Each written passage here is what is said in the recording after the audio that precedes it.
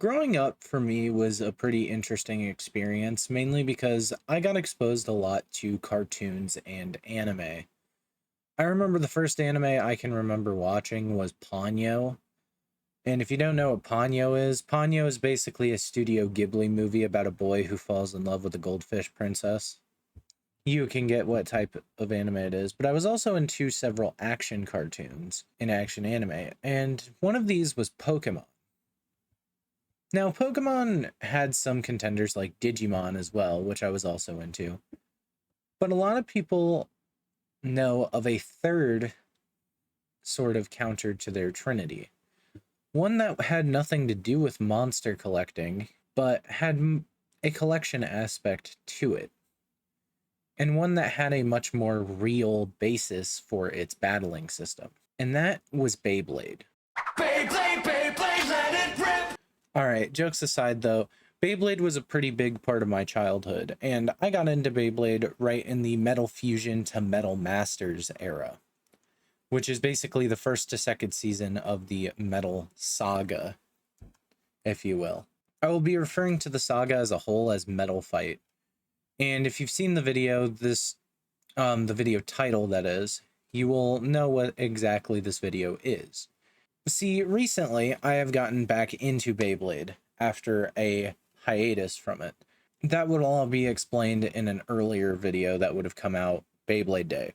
My first introduction to Beyblade was through the Metal Saga, and I decided to return to the Metal Saga, and I was kind of debating doing a rewatch of the anime when I realized I had never actually read the Metal Fight Beyblade manga before. The manga, from what I've been told, is pretty drastically different. First of all, there are different Beyblades featured in the manga that just weren't featured in the anime.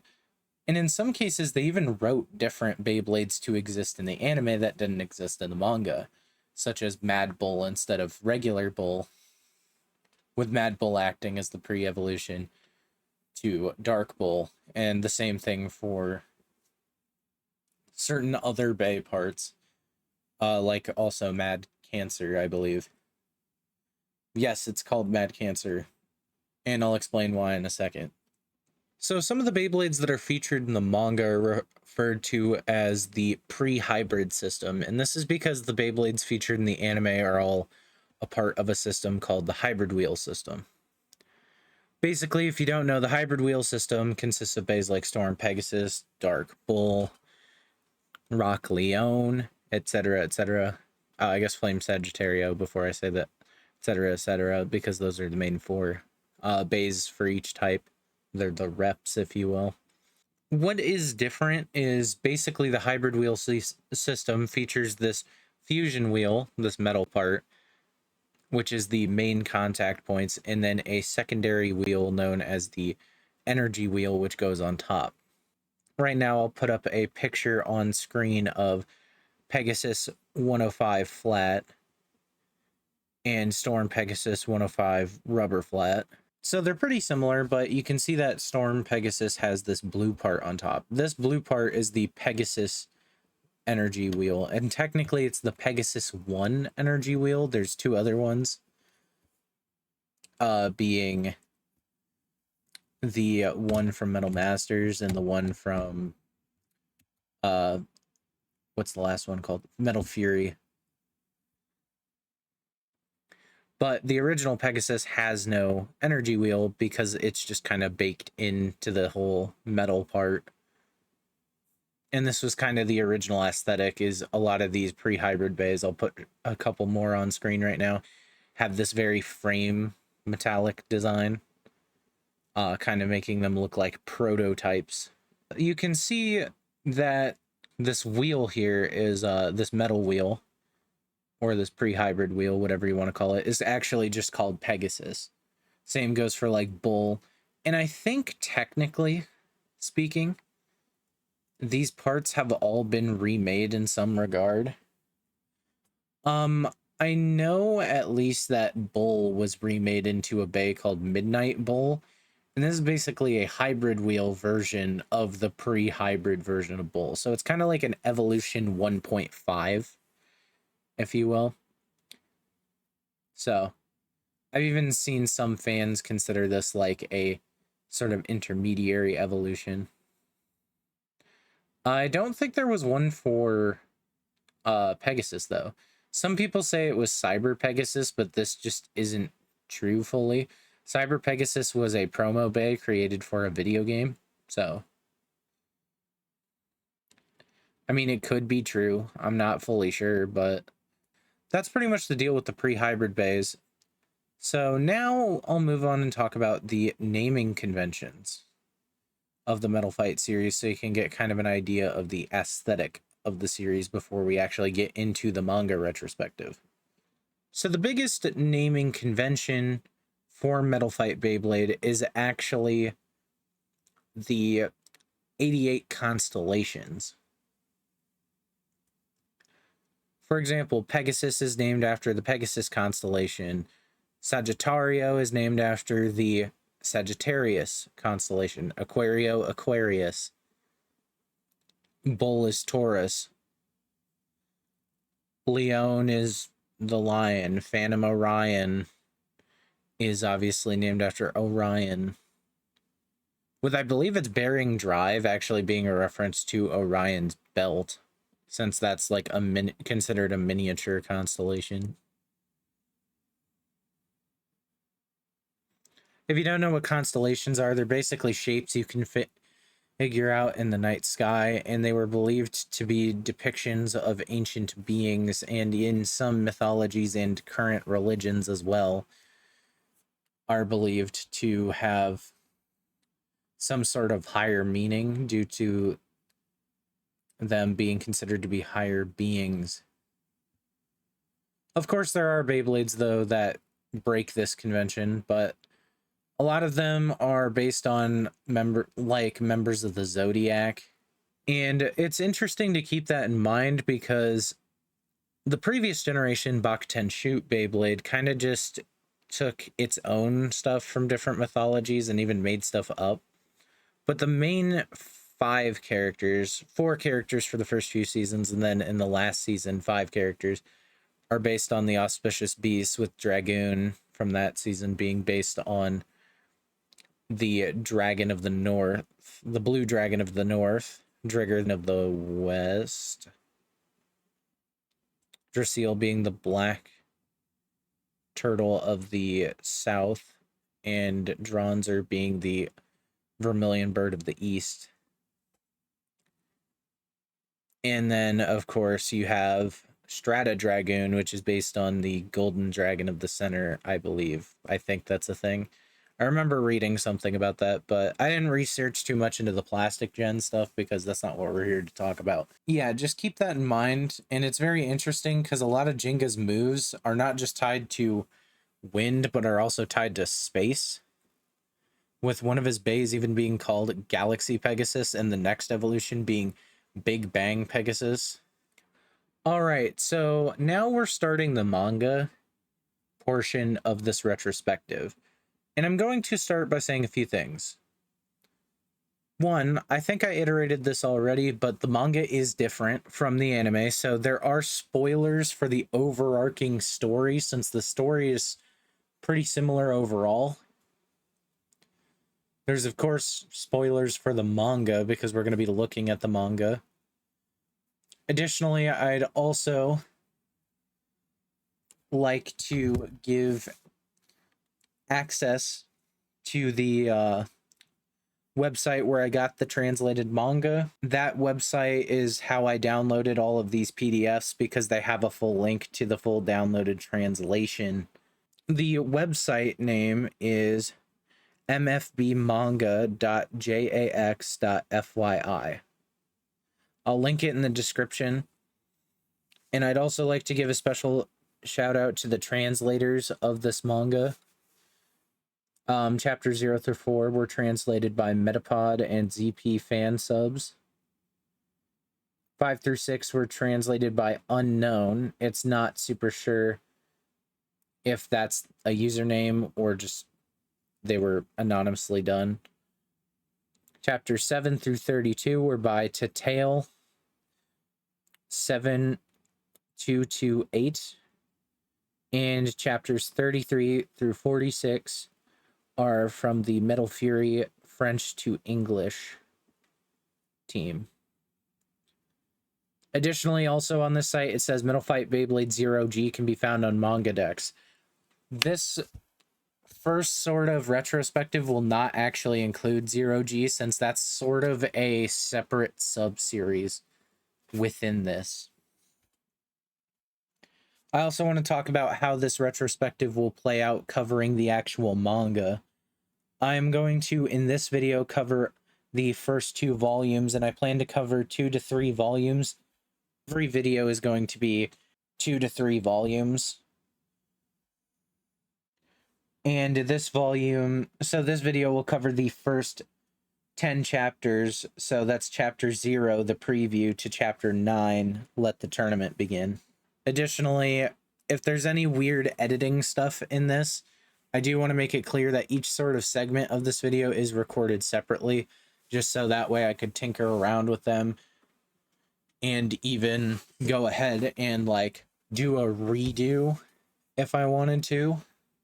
So if I'm editing and don't think part of the video is good, I can just snip it out and replace it.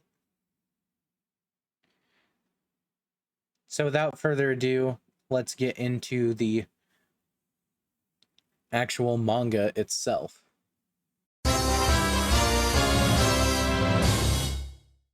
So this is chapter 0 preview. Chapter 0, the preview, is a 4-page preview that was made. I'm just viewing it in the Google PDF viewer. I'm not on their website for a couple different reasons.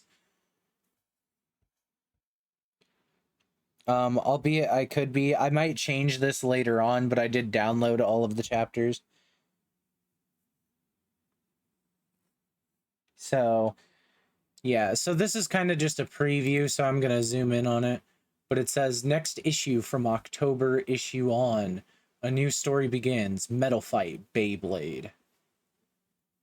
The legendary hobby that once swept up Japan is finally a manga once again. So kind of got to give some context to this real quick.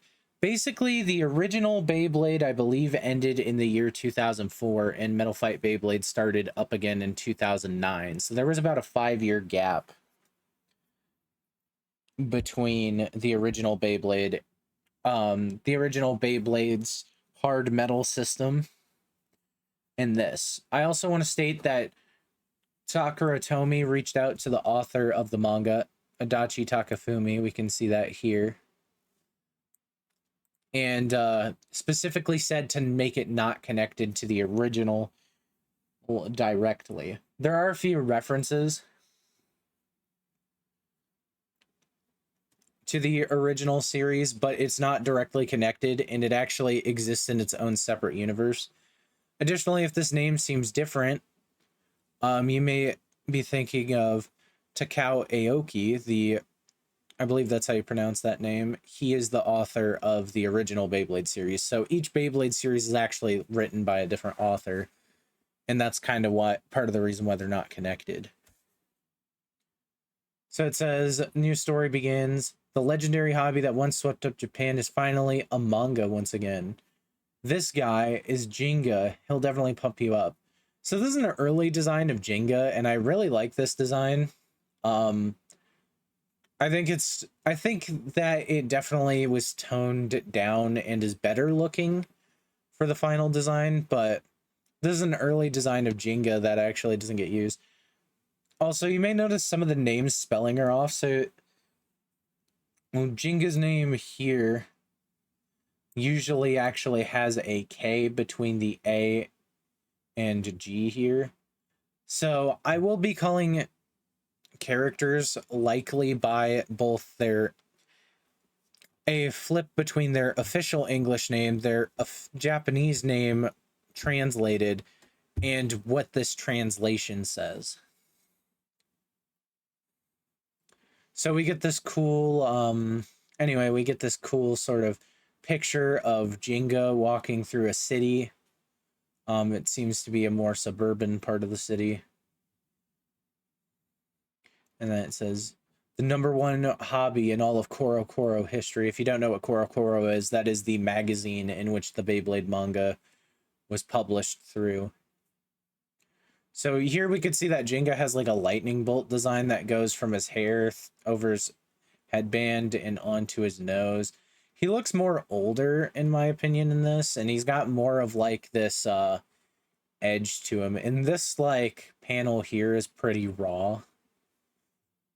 But here you can see he sets his bag down, he pulls out his Beyblade. And it says, "It's Beyblade." And here we get our first look at pre-hybrid Pegasus, known as Pegasus 105 Flat. We'll get into that later. As far as I can tell, we don't get to see really anything, but here it says 3, 2, 1, go shoot. If you don't know, in Japan, the signature phrase for Beyblade is not "let it rip," it is "go shoot." I think this was changed in America due to gun violence. I think they changed it from "go shoot" to "let it rip." But "go shoot" is what it's going to say here. So, at least for the parts that I've read so far. Also, we can interestingly see Gingka here using a winder launcher. He does not do this, as far as I know, in the rest of the series. I haven't paid too close attention, but I do know that he tends to use a string launcher in the anime. But it says "go shoot." And we see Pegasus flying forward, and it says, "Next issue, let the revolution begin," to be continued in the October issue of Koro. I have no idea when this was published, by the way. I just know that, well, this ain't it. This, like, you know, this is just like a sort of preview chapter, so things were changed, like Gingka's design. He was made to look younger. So I honestly think that a lot of this was reused for Gingka's dad, since Gingka in this looks a lot more like his dad. A few things I want to point out. If you notice Pegasus, we're going to look at this Pegasus design real quick, just because it is pretty similar to the final product, or I say the final product, but like the final design of Pegasus. At least this Pegasus, you know what I mean. You'll notice that it spins to the right. Gingka does not use a left spinning Beyblade like Tyson does. Tyson's Dragoon was typically used in the left spin in the anime. And, you know, oh, that's just not the case here. And they do make a big deal about spin direction here. I don't think it's really mentioned as much in Bakuten Shoot, but yeah, I'll also be referring to the original series as Bakuten Shoot. Some people tend to call it Plastic Generation, but I don't think that really works, considering it's plastic until it's not, and there's a ton of subsystems in it, so I just call it Bakuten Shoot, because I think they use the term Bakuten Shoot Beyblade.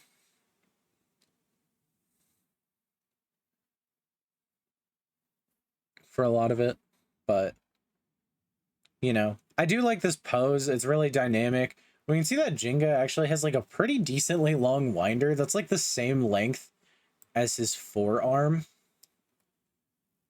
But I also think that it's funny that he just kind of has a like a tank top on, like no shirt, but he's got a cape on. So this really has that 2009 edge to it that a lot of properties had at the time. I don't really know how to describe it, but like 2009 was a year where we got like a lot of edgy shit.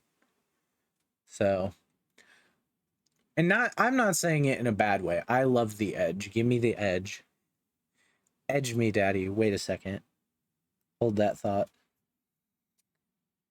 But yeah, so that's really it for this preview. So not really much to talk about other than things have changed from both this preview to the first chapter, and also things have changed from the original series. Also, if you haven't gathered, the reason why it's called Metal Fight Beyblade is this is made of metal versus being made of plastic. So it's kind of a step up from the hard metal system.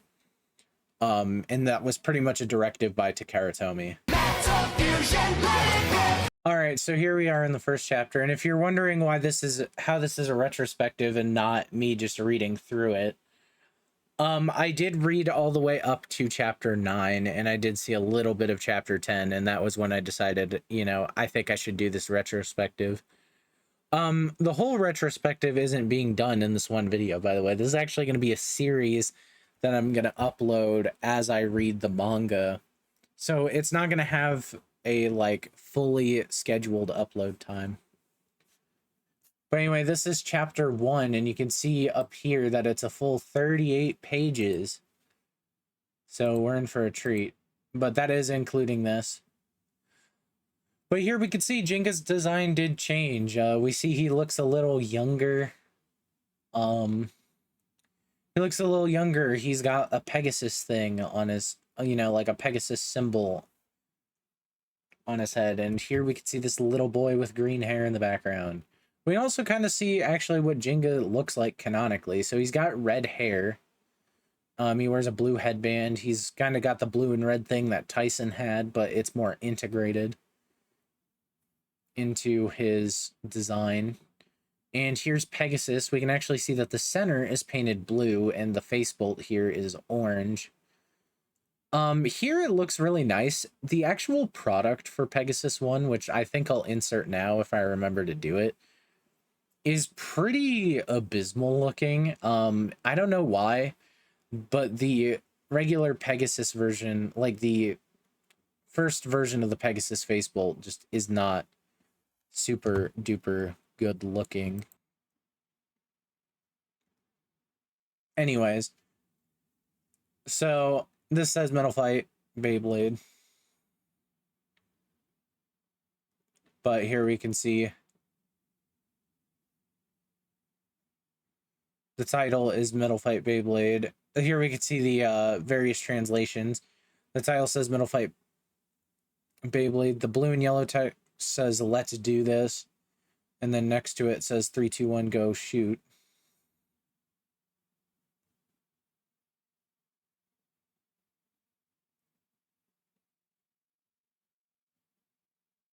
So I think it says let's do this 3 2 1 and then go shoot.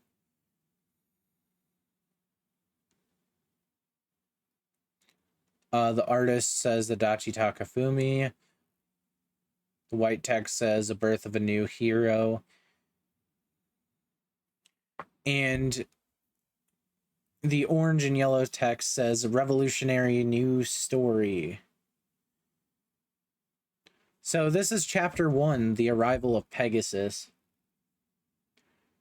So here we can kind of see it says just sleeping. Who is this? Just who is this guy sleeping? Who is this sleeping guy? I can't read it right. And a lot of this is actually going to mirror the early Metal Fight anime quite a bit, because they adapted a lot of that directly into the anime. I should also point out that pre-hybrid Pegasus does make an accidental cameo in the anime through an animation error, because I think originally they were going to use the pre-hybrid Beyblades, but they decided to skip for some reason. But here we can see snoring loudly, and the people here on the highway are just like, what is he doing?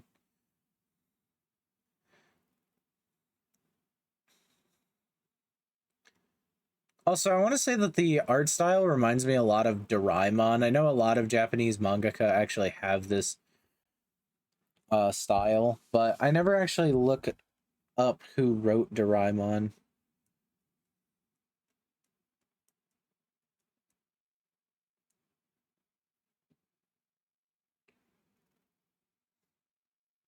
So it's possible that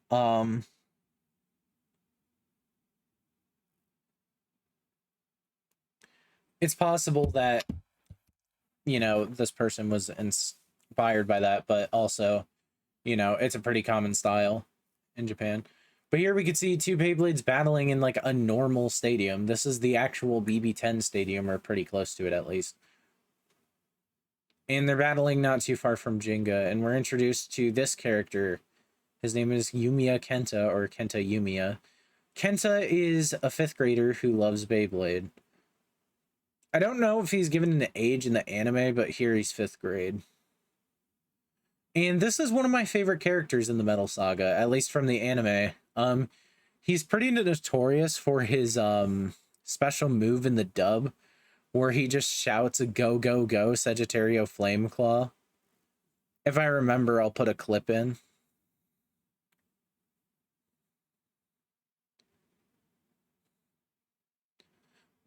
But yeah.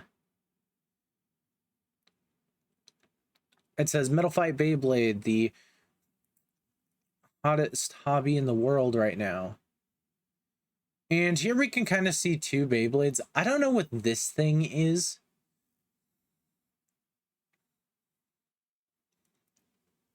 Like, I don't know what this Bay is. But this is Sagittario, his Beyblade. I don't know if his Beyblade is actually said out loud. But I believe his Beyblade is Sagittario 145 Sharp.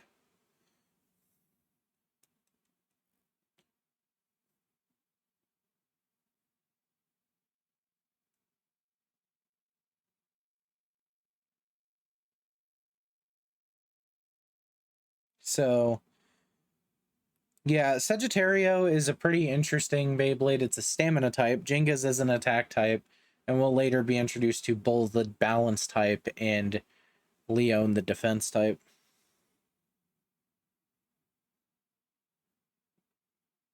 Or sorry, it's not 145 Sharp, it's Spike. I forgot.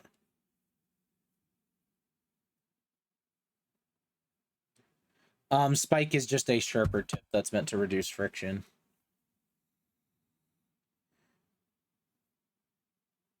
But we see someone lose, and it kind of explains Beyblade here. So it's like, there's the face, or face bolt. It's this hex bolt that fits through the top of the Beyblade and locks everything together. Or rather, locks the wheel and it locks into the spin track to keep the wheel in place. There's the wheel. Some people call this the metal wheel. Some people call it the fusion wheel. There's the track or spin track. This basically determines the height of a bay. I believe it's in millimeters divided by 10. So like the 95 spin track, the 100 spin track would actually be 1 millimeter. And I should also talk about how these are way smaller than Plastic Gen or even Burst, and I think even to an extent X. I know they're definitely shorter than X, but they're considered the smallest Beyblades. But yeah, a metal wheel, a face, track, and bottom attached together, and they make your Beyblade. But okay, now it's my Sagittario's turn. And it shows him launching Sagittario. And here we can see Sagittario's face bolt. It has an abbreviation for it. Sagittario is based on the Sagittarius design, or the Sagittarius constellation. So it's kind of got this archer motif to it. Here, its face bolt is just two angry looking eyes with a arrow-like scar through it. One of the eyes, and we can see that the two edges are shaped like bows, drawn bows. But yeah, it says 3, 2, 1, go shoot. What a landing. All right, now we're winning. So they're about to do it, and then this guy, this douche, comes over and just kicks the stadium.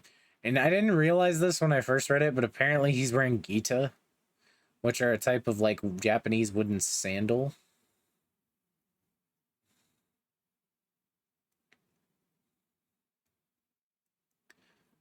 But yeah, we see Ben K here. This guy's name is Ben K. If he looks different, it's because he has a different design early on in the manga. A lot of the characters do for some reason. So this is Ben K. He's got a necklace that I think is supposed to be made of Beyblades. He has no hat. He's got these sideburns, and he really gives off the thug vibe. But this kid's like, what do you think you're doing? Are you guys the face hunters? But yeah, he's got like a necklace here that's made out of Beyblades. Not all of these actually appear, by the way. But this place is our turf, is what they say. And the Face Hunters are a riotous gang of ruffians that steal weak opponents' Beyblades. But yeah, Benkei's like, that's a nice looking bay there. Let's fight. If I, the great Benkei, wins, we get to use this place. And if you guys win, we'll recruit your bays. Anyway, these two nobodies get bodied, and then Kenta's supposed to go next. If you don't know, this basically mirrors the beginning of the Metal Fight anime, where Kenta kind of shows up and he's in a tournament in the anime, like a locals tournament at the Bay Pit. Or not the Bay Pit, the Bay Park. And he gets, I believe, to the semifinals, and that's how the Face Hunters find out about him. In the anime, the Face Hunters are also a bit more organized. They're a little less just thugs.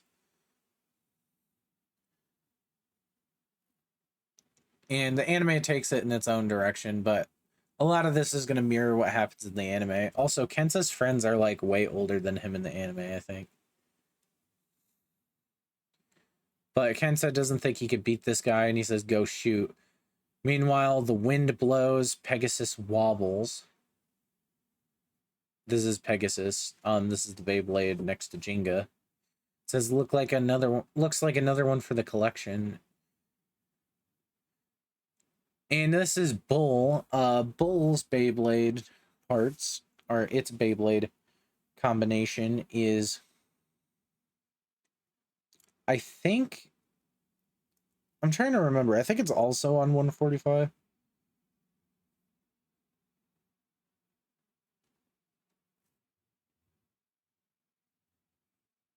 It's Bull 125 Spike Flat, which is a combination of the spike and flat tips that makes a sort of ball, or not, sorry, not spike flat, semi-flat.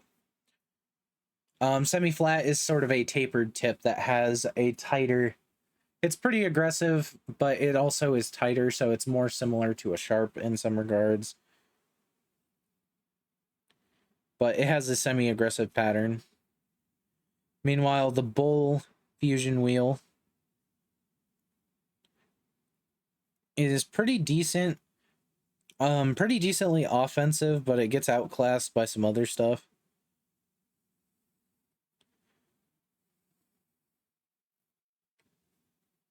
And it appears to have upper attack, but it seems that it doesn't really work. It also uses a mid-profile spin track in the form of 125.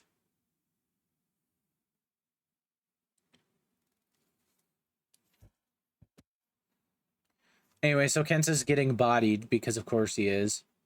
And Gingka wakes up, and Pegasus rolls off the ledge, and bro just dives for it. We'll sort of get into why, but this initially seems like ignorance, but Pegasus has a deeper meaning. I also want to point out that his scarf is shaped like wings.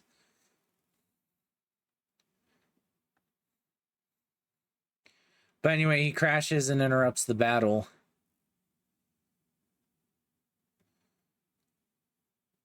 But they're like, it's a person, it's raining people.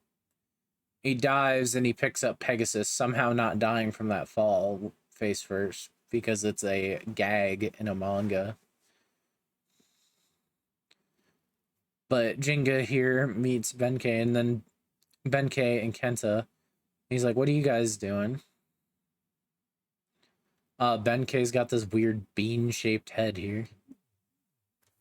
A real baked bean that moment.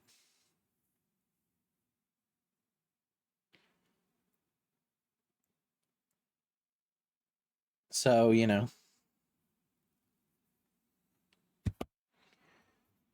Anyways, they decide to continue the match. And he's like, ooh, you're Beyblading, let me go next. And then Kenta informs him that if he loses, he'll lose Pegasus. And he's like, just win. He's like, remember, son, losing is gay. That's a reference to a meme, but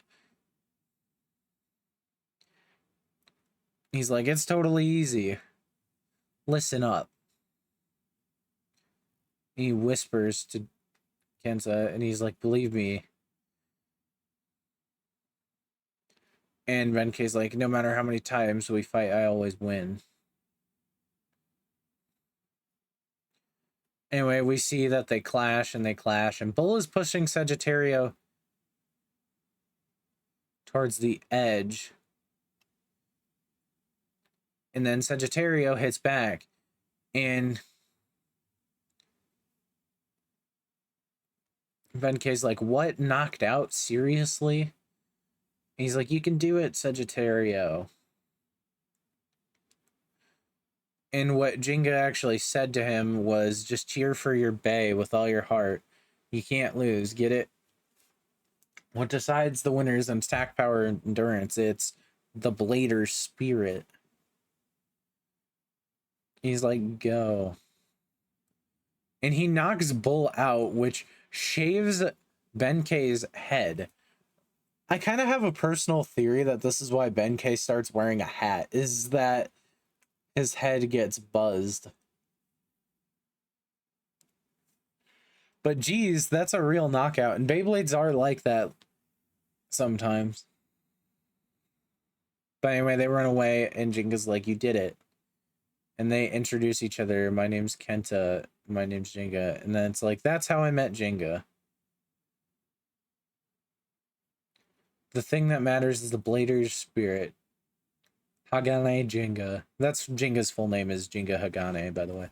It's going to say the name's last name first because that's how they're listed in the manga. But anyway, Kenta's walking home. And he gets ambushed. And this mysterious guy is like, I really want to know that guy too. And Kenta's like, who are you? He's like, I'm from the Face Hunters. A note is left that says, to Bandana Boy, we have the Sagittario shrimp. If you want to get him back, come to the construction site, the Face Hunters. Yeah, I can't actually read what that says. I think that says Koki Koki Construction. But we can see that Gingka goes to the building site, and he arrives. He's like, you arrived, Bandana Punk. I thought you'd chicken out. Welcome to our secret base. I'm the leader of the Face Hunters, Tatsugami Kyoya. There's a U here. Typically when his name is written in the English version, it doesn't have the U there. And Kyoya also has a manga exclusive design pretty early on. He doesn't have an overcoat, and instead is just kind of a twink. We can see, though, that he's got like 3 necklaces of Beyblades, a ripped shirt, and baggy pants. Kyoya's a pretty cool character, and we'll get to why later, but I really like him. So, you know. Kenta's like, Gingka, get me out of here. And Jinga's like, how about you give Kenta to me? Haven't you learned enough today? I'm only interested in the bays of strong people. And he clanks his necklace. If you want the shrimp back, you'll have to fight me. He says, fine. You're kidding. And it's at this point when Kenta realizes he doesn't really have a good look at what Jinga's Bay is. Oh yeah, what kind of bay does Gingka have? I couldn't really see before. And we can see that he's got a battle-damaged bay. And this is Pegasus 105 Flat.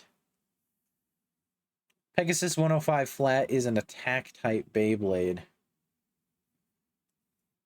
And you also may notice a change, sort of, at times between how Pegasus is spelled. Sometimes this I here is replaced with a U. This has to do with how they changed it for the English audience.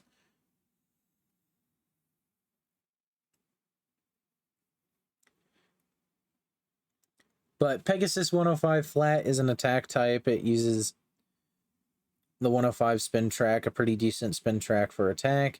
And it also uses the flat tip, which is the most basic attacking tip. It gets aggression from being so flat.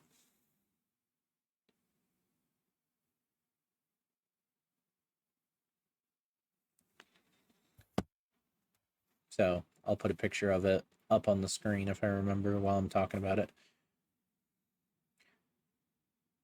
But they are all like, what the heck's up with that beat up bay? Wow, it's so lame. That's not it. Those aren't regular scratches. Those are hard-earned battle scars. This actually does happen to Beyblades. It's most noticeable if your Beyblade has something known as a metal coat.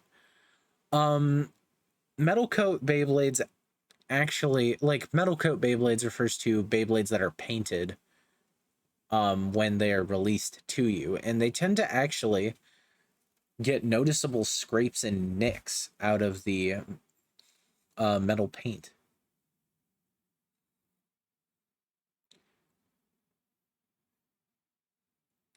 Anyway, they pretty much comment on that, and Ginga's just like, who are you? Or it's like, Ginga, who are you? And he's counting on Pegasus. And Kyoyo's like, whoops, I forgot. Before we start, I want to see your true strength. And we see Benkei up here. He's still actually got his hair strip missing. But all of these people here... By the way, if you're wondering why this is a bigger page, it's because this is a full 2 pages. What's with all the people? I have 100 subordinates. Isn't this a great way to test your power? And this is crazy. This happens in the anime, but it's a little more intense than the manga.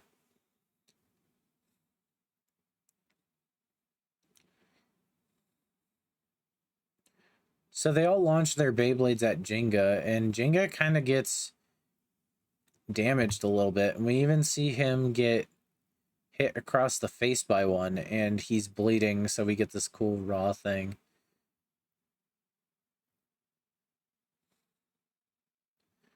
Kyoyo's like, what kind of pose is that? And Ginga launches his Beyblade, and we get this cool scene that kind of mirrors the preview.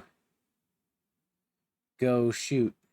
At that time, I still hadn't realized the real power of Beyblader spirit. And then the real Pegasus shows up, emerging from his bay. In Metal Fight Beyblade, Beyblades have a much more mystical power. The Bit Beasts in Bakuten Shoot did have a mystical power, but they weren't as relevant, kind of. But we see a lot more of these, like, Beyblades having immense power. In fact, this leads to a special chapter of the manga called Soul Burst, which takes place after the main manga, but before the 0G chapters. And it kind of explains that after this, they would develop after the events of Metal Fight, they would develop the burst system, at least temporarily, or possibly in an alternate canon. I'm not super sure.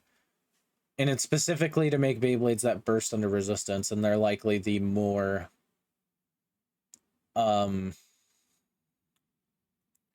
widely available ones in that. Anyway, Kenta's like, wow, this isn't a dream. He's fighting 100 bays all by himself. And Bull gets knocked back, and we get another gag bit of Benkei's getting his hair shredded. But Ginga just keeps taking him out one by one, and all the goons run for it. And Ginga's like I said, a base strength isn't an attack power endurance. The thing that decides the winner in the very end is the Blader's spirit. His true power is infinite. Next time is Ginga versus Tatagami in a huge class.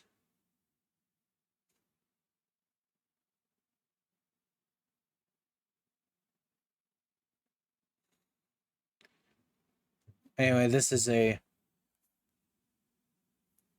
page that is dedicated to the this is a page that is dedicated to the thanks. So here's the translator Metapod, the editor Kuroku, the scanner Kuroku. Special thanks to Xanon and Kale.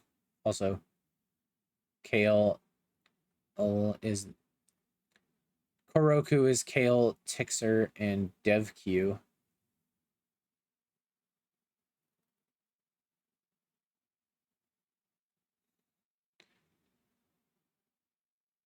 But yeah, Zero Positive is the ZP fan subs website. So anyway, I'm not sure how old this scan is, so I'm not sure if these websites are up. I don't recommend visiting random websites, so I can't recommend. But yeah.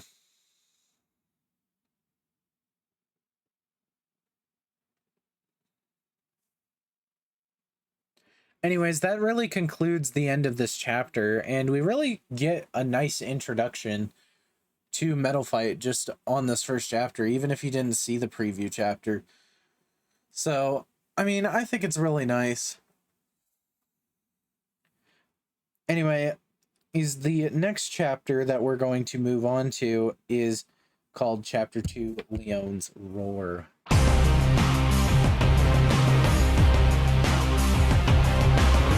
Here we have Chapter 2, Leone's Roar. And here we get kind of a full color version. We can see that Kyoya has green hair. And we get kind of a reminder of how Gingka is fighting 100 bays, and we can see some colored panels. We get a colored version of the first page. It says the big conclusion in the revolutionary second chapter. Countless bays are assaulting Gingka. Anyway, he sends out his Pegasus and he bodies them. It says this guy's name is Gingka, and he was like, the face hunters are annihilated. But Gingka defeated the 100 ruffian bladers in a single blow in order to save his friend Kenta. Gingka's fighting the boss, Tatagami, of the face hunters in a big clash. So I kind of want to emphasize this part. I don't know what it means by a single blow, but I kind of see this as he attacked a Beyblade so hard it took the other ones out. But I also don't think that's the case, and he just was able to take them all out pretty fast. But then Jenga's like, the deciding factor in a Bay battle isn't the number. It's the blader's spirit. Kyoya kind of just laughs at this and says, interesting, I just keep wanting more of your Bay. He tries to, I think, kill Gingka just by loosening this girder that almost kills him. He's like, if you really want the shrimp back, follow me up. And then there's silence. He's like, you want me to what? So he just climbs up slowly. Which isn't easy, by the way. It says, there's a stadium on the roof. And it's like, welcome to my private stadium. So here we can see there's a wider stadium. And Kenta's like, the steel frame is so thin and it's high. If he loses his footing, Jenga's done for. Let's fight, Bandana Boy. If you win, I'll give you the shrimp. But if I win, your Pegasus is mine. Kenta says not to do it because Pegasus is his precious Beyblade, and Jenga's like, don't worry. You've had to fight a lot, but I'm counting on you, Pegasus. And then Kenta immediately changes heart and says, go for it. So then they go, well, let's get started. 3, 2, I'll show you the terror of my stadium. Sorry, not power. So they go 3, 2, 1, go, achoo. And Pegasus just kind of falls off the launcher.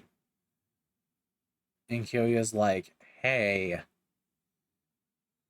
hey, you want to do this on the ground? It's super cold up here.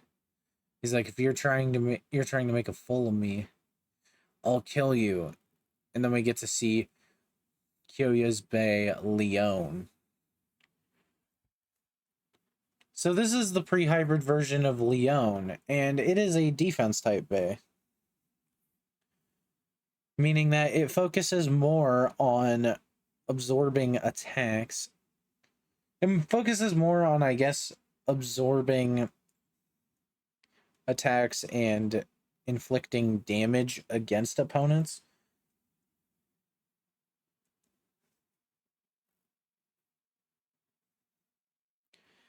But this is Leone 145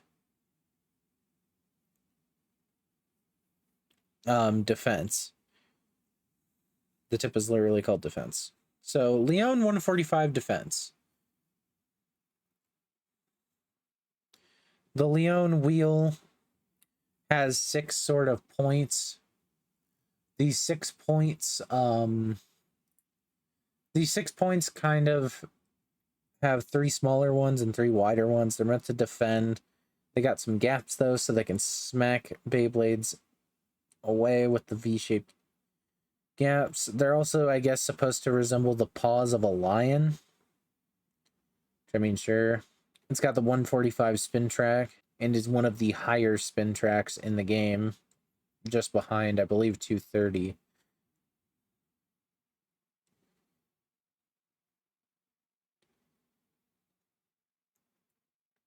And the tip defense. Defense is kind of a pointed tip, but it's slightly wider than, like, say, Spike. It's similar to Spike, but wider. But defense is actually considered to be better for stamina. So, you know, it is what it is.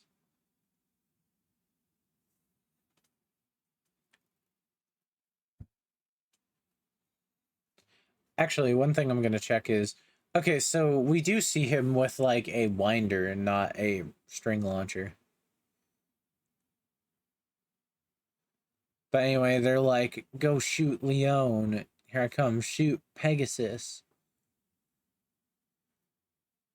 And the Face Hunter's boss, Kyoya, gives Kenta this bad feeling. And this is very much a deserved feeling. But they're both pretty fast. Leone's in the center and Pegasus dives towards it. But we see that Leone guards pretty hard, and this shows how it's a defense type. And Kyoya is a rather strong blader that can keep up against Gingka. But he says, don't lose, Pegasus. Kyoya's like, now. There's this sound. It's like, what was that? And it's the wind. And we see that this stadium is engineered to spiral wind into the stadium. This is sort of Leone's special move called Gale Wall or something like that. And it makes a wall of wind to help protect it. But the equilibrium is only in center. The strong air currents are supposed to blow other bays away.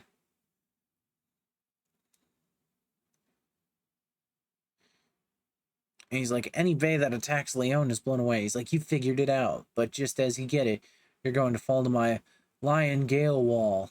Oh, here it is. The special move. We can see Leone come out.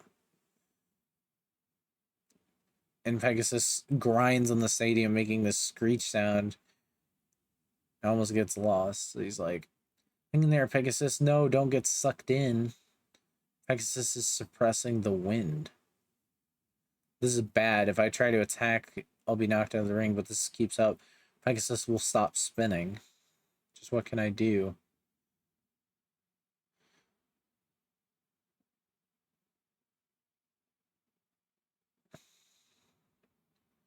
And Gingka almost gets blown off.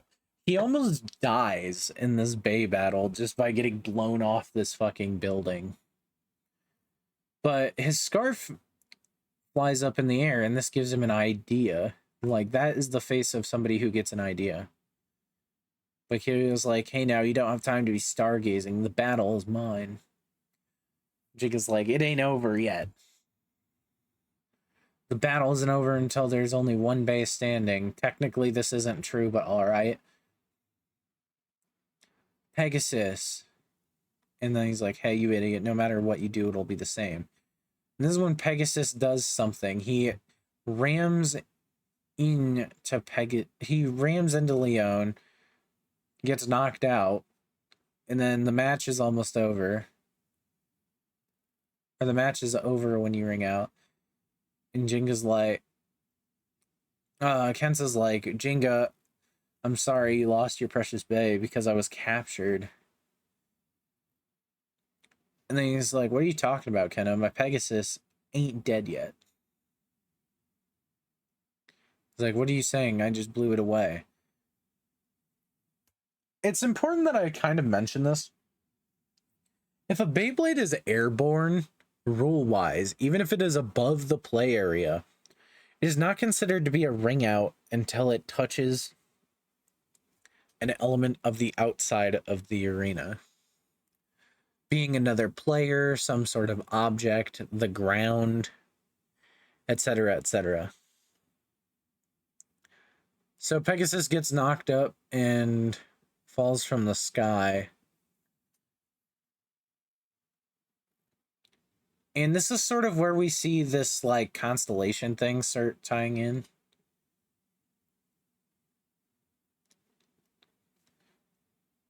And he's like, Pegasus shooting star attack. I think this is also called the Star Blast attack, but this attack is strong enough to hit Leone from the top, knocking it off balance and causing it to spin out.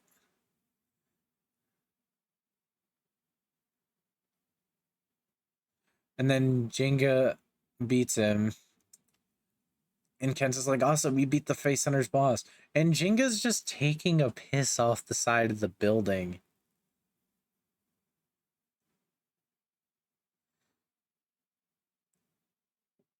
He's like, geez, can't you relieve yourself later? Untie me already. And Kyoya's like, no way. I, of all people, lost. My strategy's supposed to be unbeatable. But that guy saw through my weakness of being above Leone. This is actually kind of a physics property, but, you know, this is an actual physics property, being like the eye of a storm. But he purposefully got knocked upwards to get a good aim at the weak point. There's also kind of this idea that bladers control their Beyblades in this, so yeah. Keep that in mind when this happens.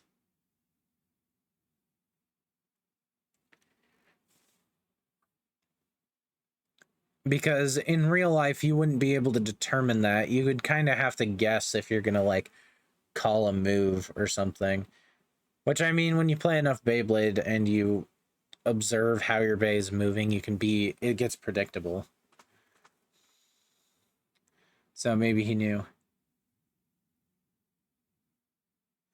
Anyway, he tries to get the thing off Kenta. And Kyoya's like, what a kid, Gingka Hagane.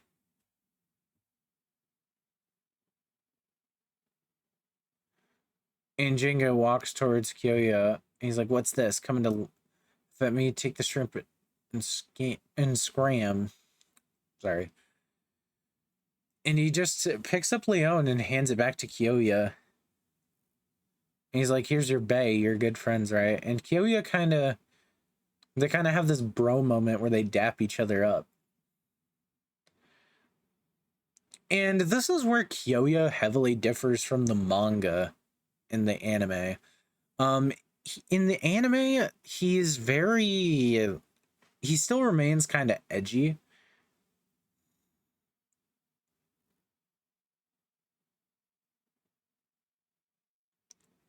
And he kind of just hates Gingka for most of it and is salty about his losses.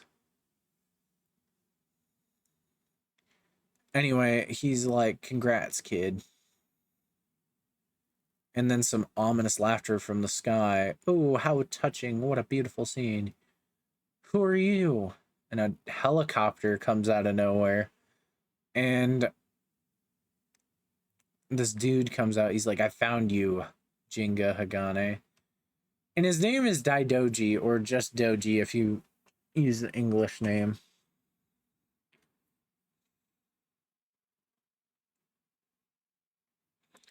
So this is Doji, the main antagonist of the Metal Saga. I believe he's also the main antagonist in Zero G, but I might be wrong. He has a really cool design, and he actually uses a bay I like a lot called Dark Wolf. So, or just Wolf to start. But it's implied that Doji has met with Ginga prior to the story, and he's like, I'd like to have a touching reunion, but there's no time. You're going to die. And he brings out his Wolf Beyblade. I don't think we actually get to see Wolf's combo called out. So really quick, I'm also going to use the wiki real quick.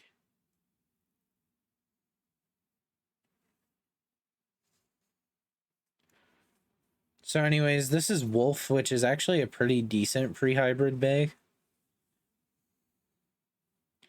And it is a balance type Beyblade, and it depicts the Lupus constellation.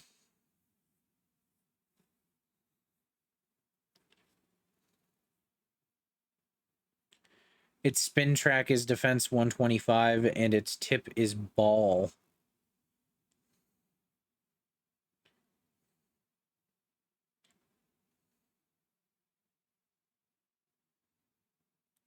So, yeah.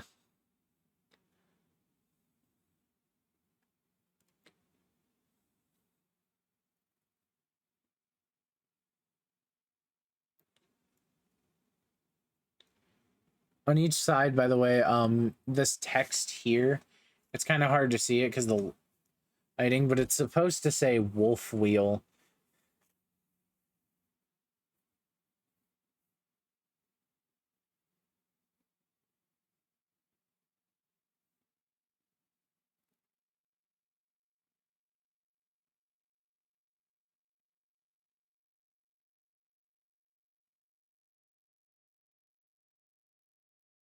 But it tends to suck in stamina though because of the shape.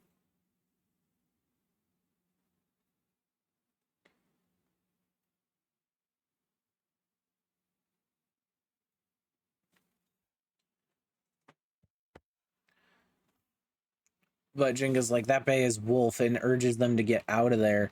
And we just see Wolf saw through a steel girder, like a steel beam. And they're just like, crap, the building is falling apart.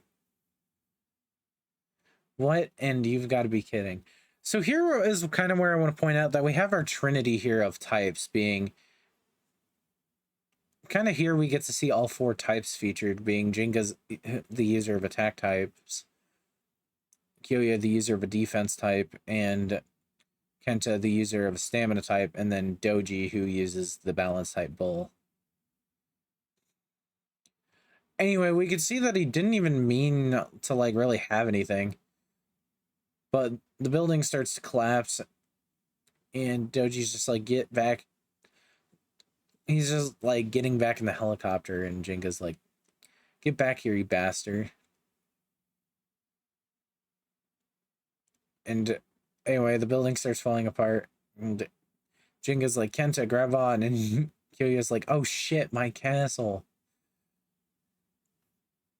Yes, there is swearing in the manga, so keep that in mind. Anyway, they fall, presumably to their death, and that's the end of chapter 2. Also, for the Are You Recruiting page.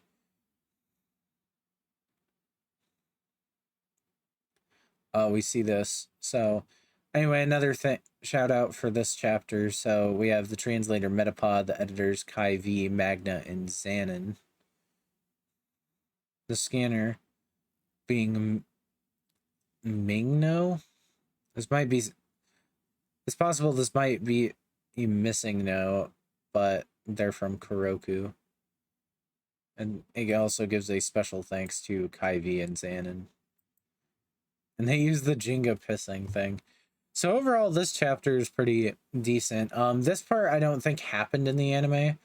I think after beating Kyoya, Gingka just kind of goes away, and then they do their own things for a little bit. But the manga definitely has a much more faster pace when you read it, and I think part of that is due to the fact that I believe this was a monthly. Anyways, so moving on, the next chapter. Moving on to the next chapter, we will have Chapter 3, The Forbidden Bay, L-Drago. Like the letter L and then Drago. You'll see it on the intermediary screen.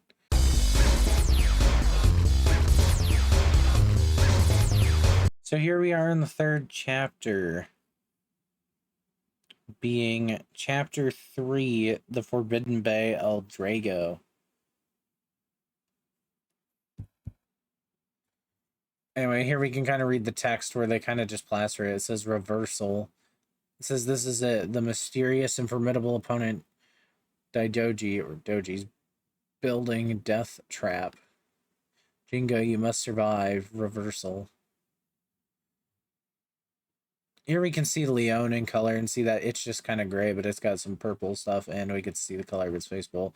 We also get to see Sagittario in color here, though it's a little hard to see. We can see that it has an orange motif with like a black and yellow design to its actual bay, to the actual wheel.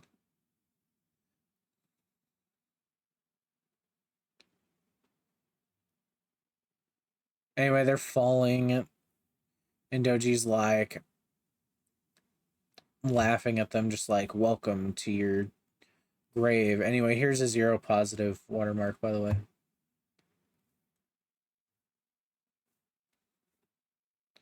Oh yeah, that's right, I'm window capturing, so you guys can't even see if I accidentally do that. Falling from here is instant death.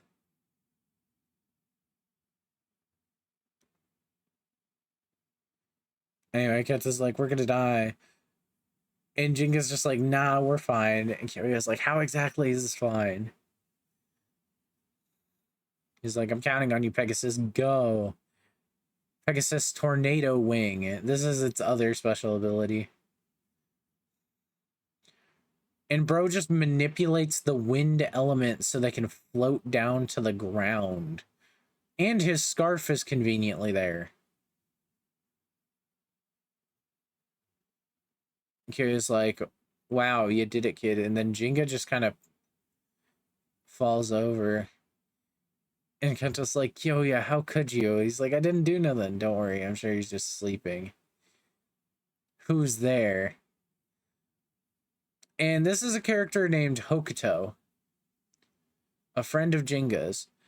So at first when I saw Hokuto, I thought this character was familiar, and I thought this character was a manga exclusive character as well. It is not, but this character has one of the biggest jukes ever.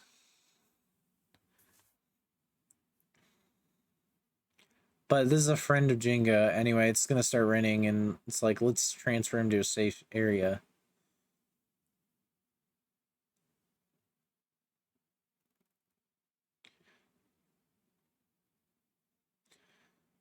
So they move Gingka to this cabin on the waterfront here. And Kyoyo's like, damn, my pants are totally soaked. Is Gingka going to be all right? He's like, don't worry. He's only used up all of his strength in a struggle. And Kenta's like, tell me, who are those guys and why are they after Gingka? And this is when we're introduced to Doji's organization called the Dark Nebula. Dark Nebula is kind of the antagonist Team Rocket of this series, and this whole Dark Nebula thing also kind of shows the astrological sign of things.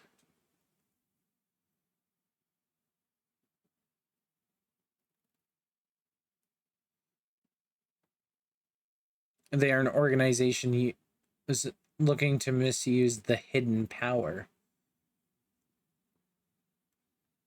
And this hidden power is basically the Blader's spirit. But Beyblades are not simply objects for children's amusement. You can use this power to destroy even a building.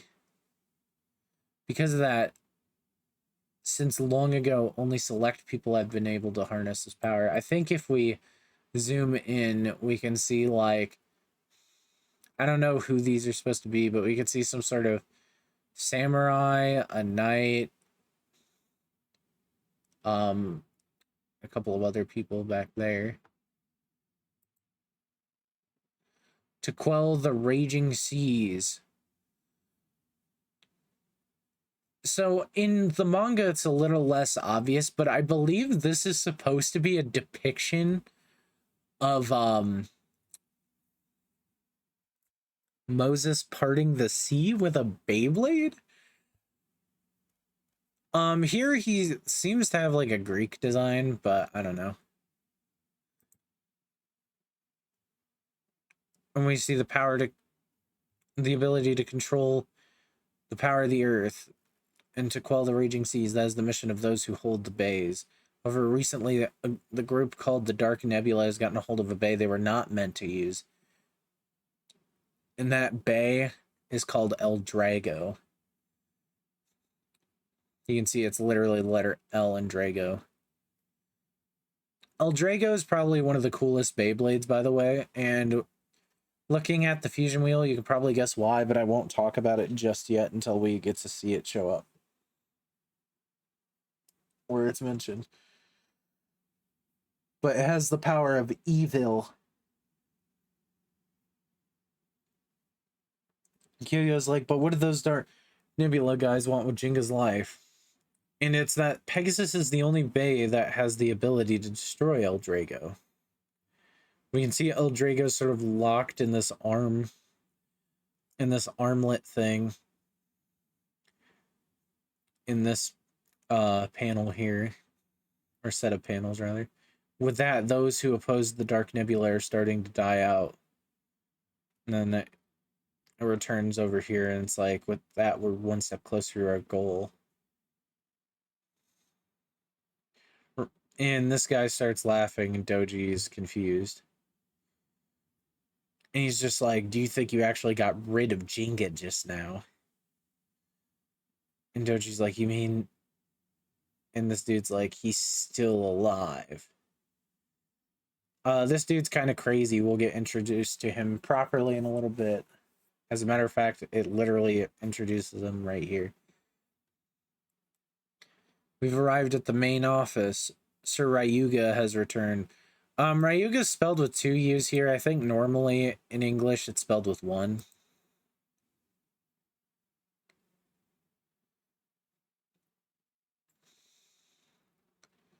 But they're like, Sir Ryuga has returned. Sir Ryuga, it's raining.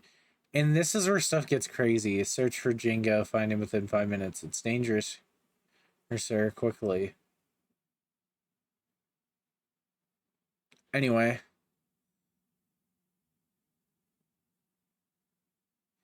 He pulls out his bay L-Drago, and holding it in his hand, I can't tell if he even launches it or if he just spins it with his hand. I'd like to assume that he just spins it with his hand and he summons the L-Drago spirit to quell the storm. And he's just like, what about the rain? And they're like, is this the power of Sir Ryuga's L-Drago? Anyway, the rain let up. And they're like, it stopped raining. All right, let's go where? He's like, now that you mention it. And he's like, duh, to eat. We haven't had anything since yesterday. Kyoyo's like, now that you mention it. I also want to point out that I think at this point,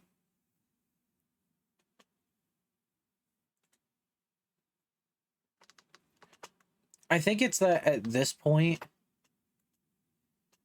that it's kind of implied that that whole battle between Kyoya and Ginga and everything that happened at the construction site happened overnight. I kind of got that vibe, considering I think in the anime the whole construction site scene happens at around sunset, maybe. But Hokuto is just like, however, and then Kyoya completely ignores him, was like, ooh, I bet if we go to my place we'll get steak or something. And Hokuto is immediately like, I will come.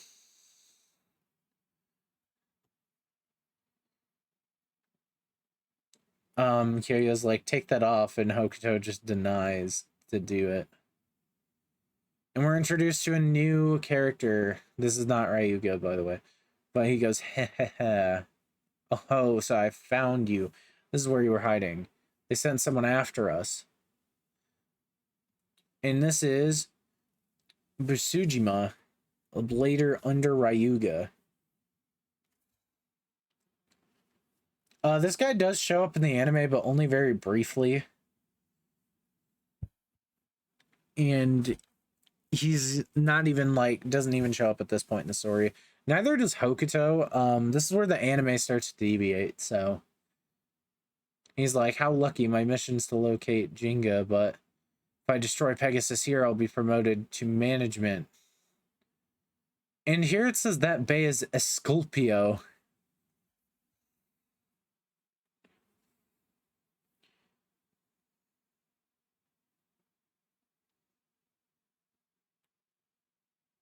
So I kind of want to talk about this Beyblade a little bit, because this bay's name was changed in English.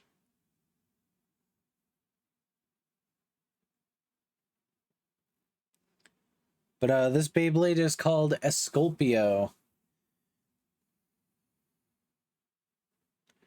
It's a defense type Beyblade, and it's owned by Busujima.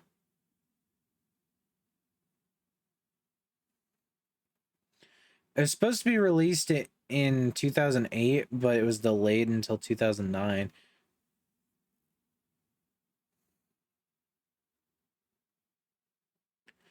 But Esculpio depicts the Scorpio, which is the 8th astrological sign in the zodiac, in one of the 88 constellations.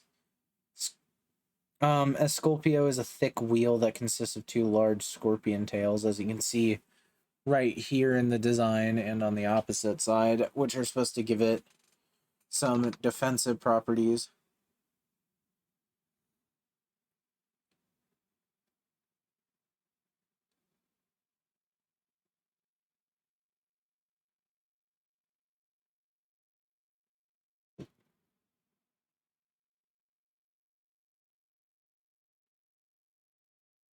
But sadly, the real life version is hollowed out for probably safety reasons. I'm not super sure.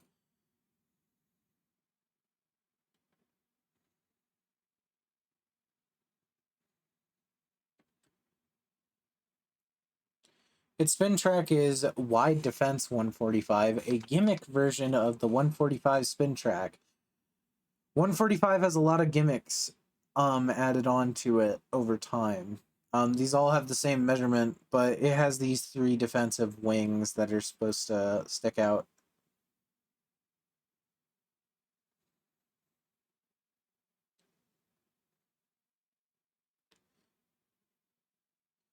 And its tip is ball, which we saw on Bull. Or not on Bull, but on Wolf. So, you know, the ball tip.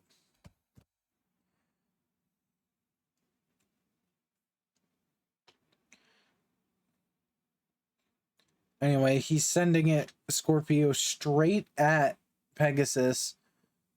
And we see Hokuto removes his disguise to reveal that Hokuto is a dog that can talk. And also has a headband. And the dog can play Beyblade. And his Beyblade is Libra. This is things that I don't think he uses a Beyblade in the anime. I think he may appear in the anime, but he is not the user of Libra in the anime.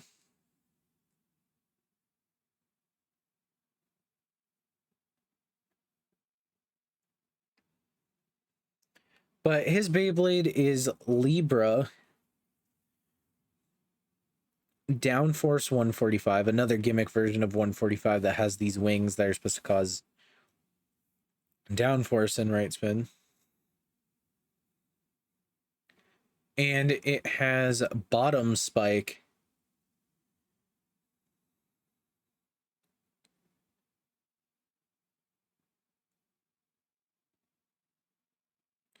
But it's similar to spike. I'm not actually sure what the difference is, but just know it is technically a different tip. It is a stamina type.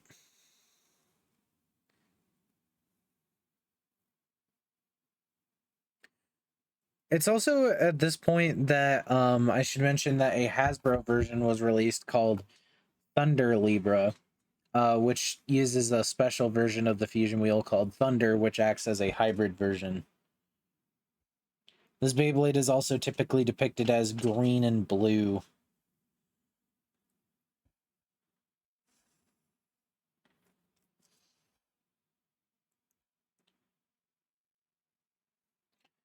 Anyway, he's like, looks like you have no choice. You are fighting me. And he sends Libra out.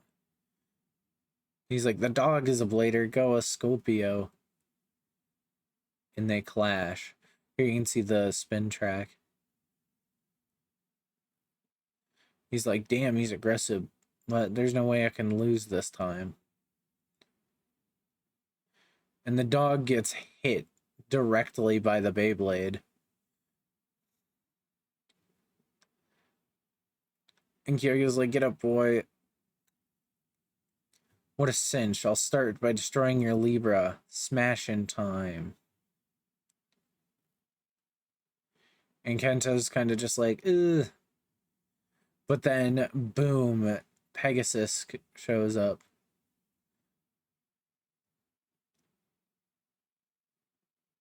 And it's like, that bay, Gingka Hagane, he woke up. So Jinga's awake, and he just instantly bodies Scorpio. I'm going to be calling this Beyblade Scorpio, although it was never actually called Scorpio.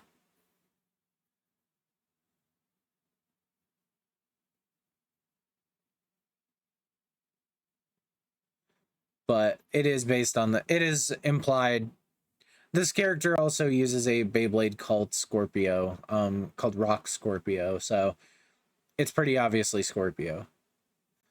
But Jinga's like, hey, looks like you guys are having some fun. Let me into taking the situation not seriously. And he's like, you bastard, what do you think you're doing? You're making me mad. Pegasus is mine. And they battle. And Jinga just does not give a fuck and shatters Scorpio. Yeah, we have a protagonist shattering a bay in the 3rd chapter of this manga. What?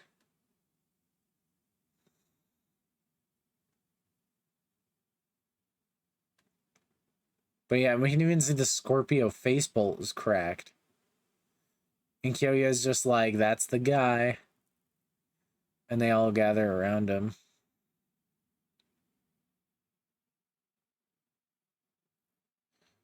But he's like, I gotta report to the main office. And then they hear a scream. And then, did I say anyone can run? That guy. No way. What's he doing here? What is he doing here? And it's Ryuga. And he is there. And he's crushing Busujima's head in. I also want to point out that I think that Kenta looks kind of like Lucas from Mother 3. I'll probably put an image up. They just have a similar design philosophy.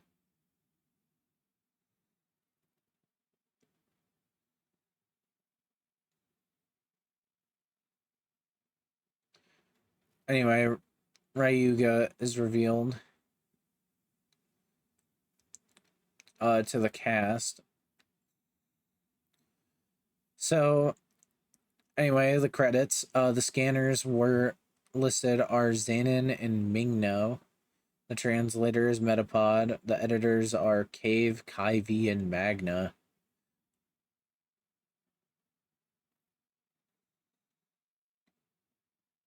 And it's also translated by the Zero Positive team. So thank them again. But yeah, that's it for chapter 3. Pretty intense. Hokuto was definitely a very funny part. I was not expecting Hokuto to be a dog at all.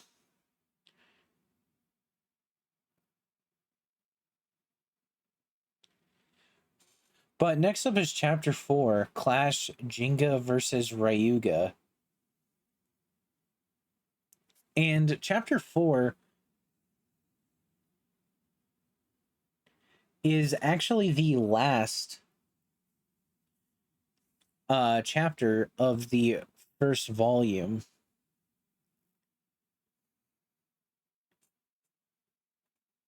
Which doesn't really matter to you guys because we're only about halfway done with this episode of the retrospective.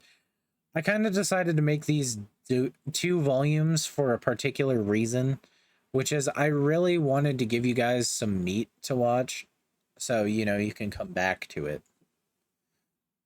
I also didn't want to like pad it out and just kind of wanted to cram it into smaller videos. Or not smaller videos, but bigger videos versus many smaller videos.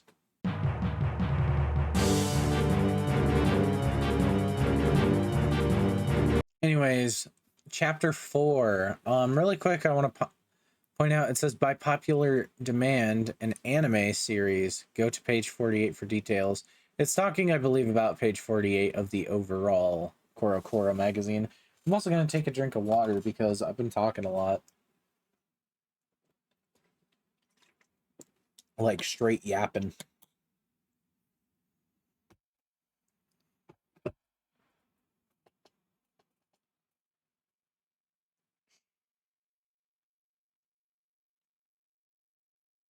But anyway, it says Clash. These aren't actually what these symbols mean, but roughly the full phrase is like Clash. I believe this is an onomatopoeia for I believe it's an onomatopoeia for like metal hitting together. Anyway, by popular demand, an anime series, The Forbidden Bay, L-Drago versus Pegasus. And the previous mysteries of Gingka come to light.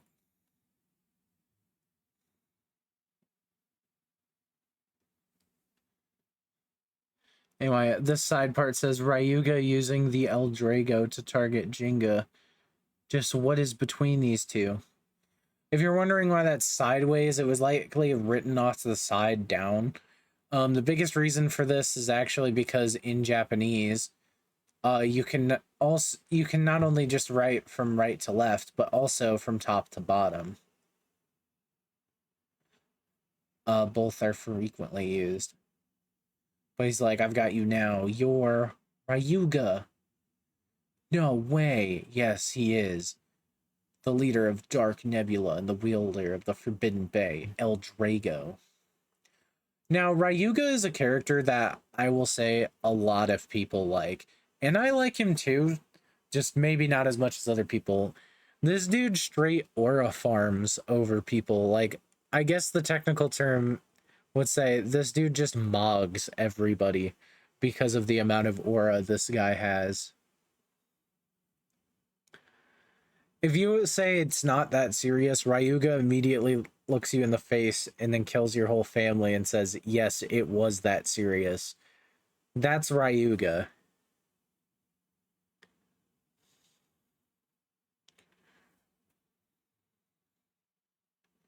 Looks like Gingka knows Ryuga. Just what happened between these two. Gingka, I can't believe you're still alive. Ryuga, I'll never forgive you. How interesting. He carved a hole in the ground to make his stadium. This is so entirely extra, by the way. Like, you make a stadium in the ground by carving a hole, right? Couldn't you just theoretically destroy the ground that's under him, or just shoot directly for him and kill him if you can do that? I'm pretty sure humans are less durable than the actual earth. And Ryuga's like, come now, child. But we can see that Ryuga actually has kind of that same sort of design philosophy that Gingka had in the preview. I think it's because a lot of design elements were actually reused from that for Ryuga. Ryuga, I also believe, shows up a lot later in the anime, like 20 episodes in or something like that. Anyway, he's about ready to crash out on him, and Hokuto's like, stop, Gingka, you're no match for him. What's going on? Gingka doesn't look like himself. Looks like this is it. Now's the time to tell you. Ginga's past. So Ginga's past is kind of sad, so I'm actually just going to read it. Huh, that's weird. He's supposed to be here, and I made lunch and everything. Dad! There he is. Oh, hey, Gingka. This is Ginga's father, Ryusei Hagane. I believe his name is Rio in the English version, but we can see that he also has some of the design elements from the early version of Gingka. You're here just in time. I was getting hungry, but my hands are a little full. And he's just fighting a bear. Dad, what the heck is you doing? Are you doing? Well, I was just chopping wood when suddenly this guy started attacking me. I just realized I'm not 50% zoom. I'm 67. Well, I was just chopping wood when suddenly this guy who started attacking me. Oh, Dad, he has a branch stuck in his back. Heh, so that's all it is. Go, Pegasus. And we can see that he's actually the original user of Pegasus. Anyway, bro just kind of knocks that branch out, and the bear goes immediately from anger to relieved. And then the bear is happy and brings tons of gifts of thanks. And we can see a dog here. I don't know if that's implied to be Hokuto or not. But anyway, they take the fruit back. He's like, Dad, you're so cool. Huh? Really? This is Koma Village. People call it the home of Beyblade.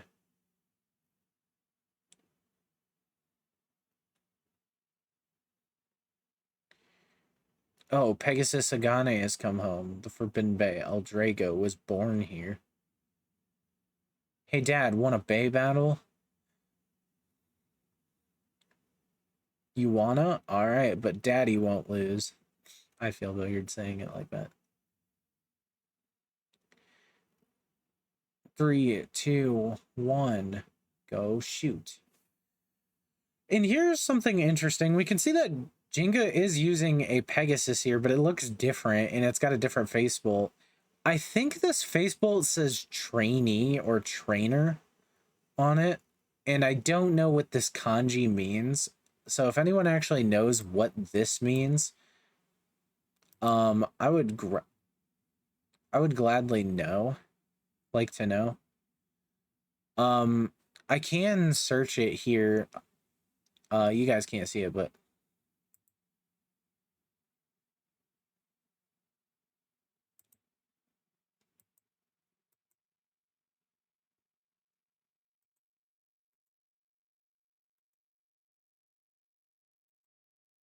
I can't actually, so I don't actually know what that means, and whenever I highlight it and try to copy it, it translates as a separate kanji entirely.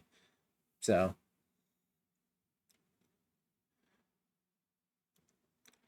all right, go. Will I lose? That's it.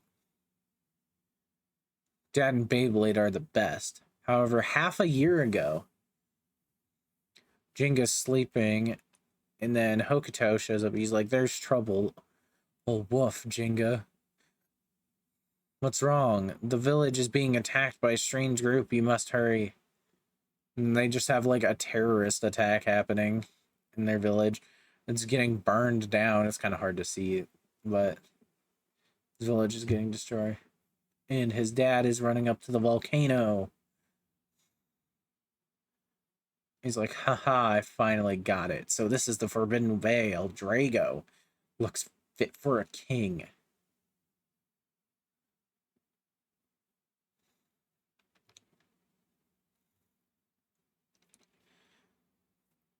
And then Rio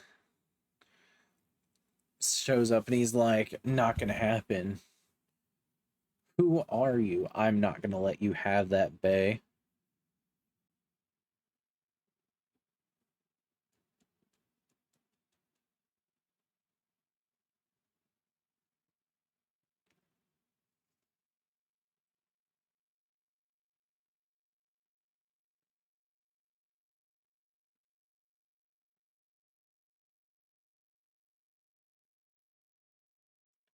I was right, by the way. His name is Rio in the English version. I just double checked it.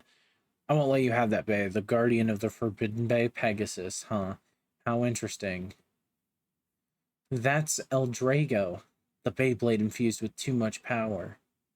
There's no way I'll let you have it. And then Jig like, Dad. And we see that they're ready to have a bay battle here in the volcano. 3, 2, 1, go shoot. Go, Pegasus. What speed? So this is Pegasus. Now tear him apart. What? Ah, I've never seen such power. Ugh. And this is where we're sort of introduced to the main thing about L-Drago. Wow, so this is the power of L-Drago. All bays have clockwise rotation in the Metal Fight canon. Accordingly, when two bays are in a match, they will follow along the same directional course. Wait. However, L-Drago has counterclockwise rotation, also called left spin. So L-Drago's main thing is that it is the only family of bays in Metal Fight that it spins to the left. The only exception is there is a Beyblade called Dark Knight Dragoon. Yes, it's called Dragoon. In Japan, they spelled it with 3 O's. In America, they spelled it with 2. It is mainly the only left spinning Beyblade. There's also 2 dual spin Beyblades that we'll see later. These are Gravity Perseus and Very Eris, which Gravity Perseus is a hybrid system and Very Eris is a 4D Beyblade, which basically means it shows up in the last season. Anyway, so this kind of talks about how counterclockwise spinning bays work, which no doubt if you're watching all the other Beyblade Day content that I released, you'll know by now, because I would have talked about it probably 4 different times at least, I feel like. But they keep having head-on clashes, basically because they're moving in the same way. Because they're moving mirrored from each other, they're always going to smack into each other. I also want to point out that L-Drago, let's talk about its combo real quick. This is L-Drago 105 flat. It features the exact same parts as Pegasus in its pre-hybrid form. L-Drago depicts the Draco, one of the 88 constellations. And L-Drago faces to the left in its facebolt art.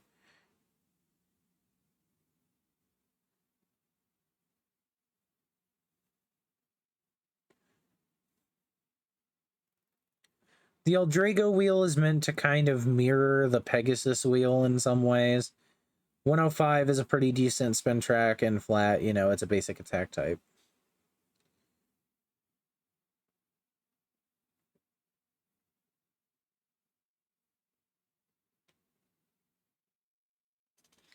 But yeah, that's L-Drago for you. Anyway, the Bays keep attacking each other head on, leaving no room for escape. From there are no attack or defense skills, just smashing into each other with brute force. That's the forbidden power of counterclockwise spin. And yeah, that's kind of like why left spinning bays are so rare. In Beyblade Burst, left spin was semi-common. In the original plastic Beyblades, like the spin gear system in Bakuten Shoot, you could just put left spinning gear. Typically, you could just put a left spinning spin gear into Beyblades, and then they would, well, spin to the left. But Dragoon was known for spinning to the left. It was actually kind of a thing that dragon-themed Beyblades were known for spinning to the left. This was kind of shattered with Burst when we got, I think, a Dragon Beyblade that spins to the right, but I'm not sure if we got any left-spinning Beyblades that weren't dual spin, that weren't dragons.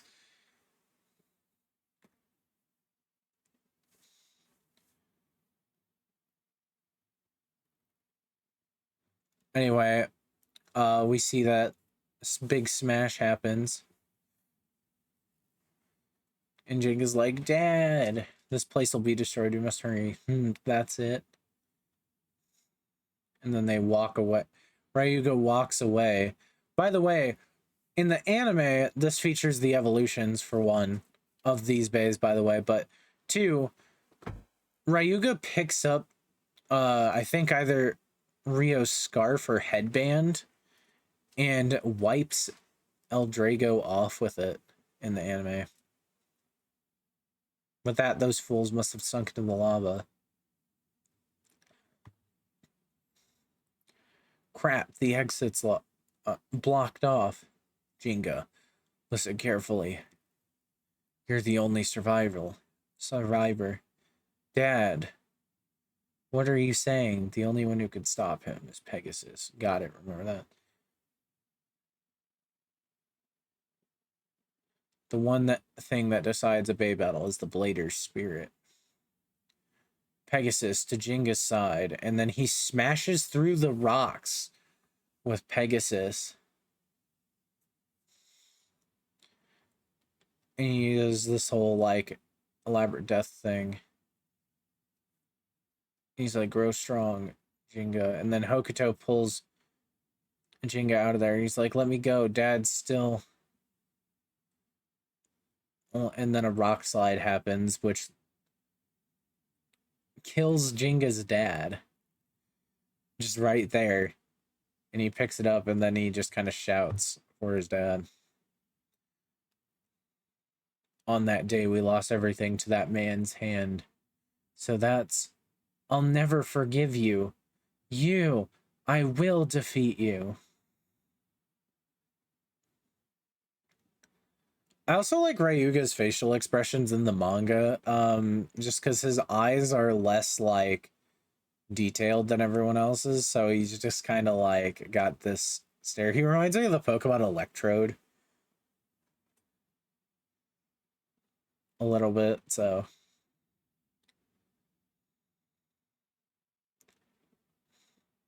Anyway, they keep clashing head on. Stop, his power is still too great. Don't, at this rate, he'll send you flying. And then Ryuga's such a dick, because he laughs and said, still sad I murdered your daddy. Is it hard to face the man who destroyed everything you love? Do you plan on taking me down? What an idiot. And we get this panel. Your father lost because he was weak, that's it. If you're the son of that miserable scum, how could you win? A scum's child is nothing but scum, too. Don't you dare. My dad was the greatest blader. The likes of you. Grow strong, Gingka. You think you could lose to the likes of you? And Pegasus starts pushing back, and he's surprised. Something I should mention is the smashing is sort of the smashing together is like a big part of the left spin versus right spin thing. But the thing is about left spin and right spin bays is the battles tend to go on for longer, and it is because the friction does not oppose each other. The friction always goes in the same direction. Basically, the spin path goes in the opposite direction, but the spin path, or the friction, now goes in the same direction when the bays actually hit each other. Meaning a lot of left spin bays will either, one, use this to their advantage to try to gain spin off of the opponent in a method called spin stealing, which is typically done by using rubber. And two,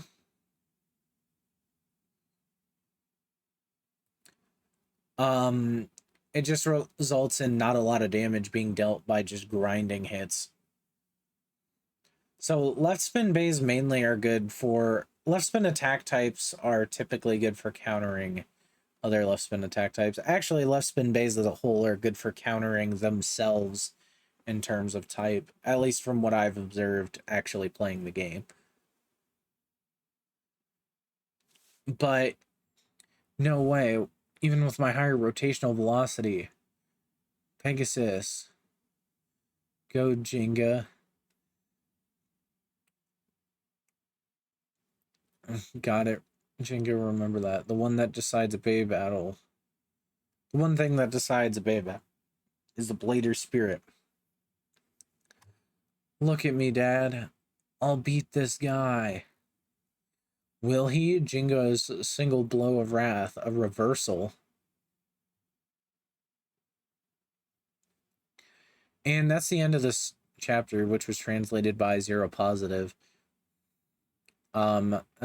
Reading the special thanks credits, there's the scanner, Xanon, the translator, Metapod, and the editors, Cave and Kai V.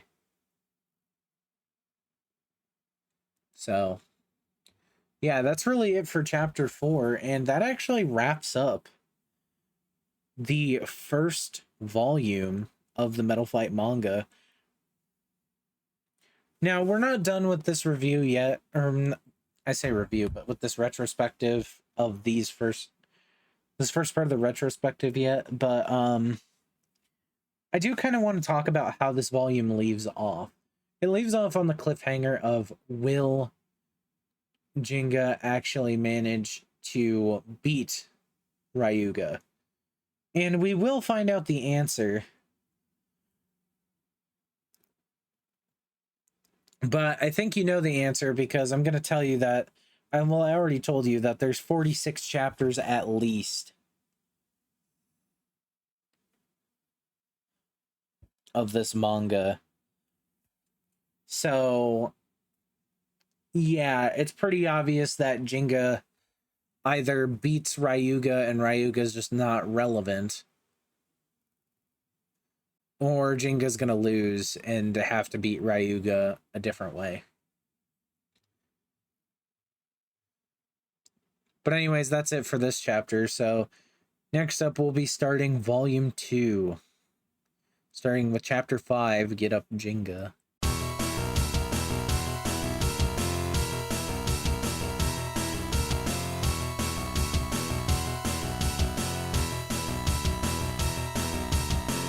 And in the recording session, after a short break where I went and drank some drink, and I'm now going to drink more drink because I'm very dehydrated from yapping so much,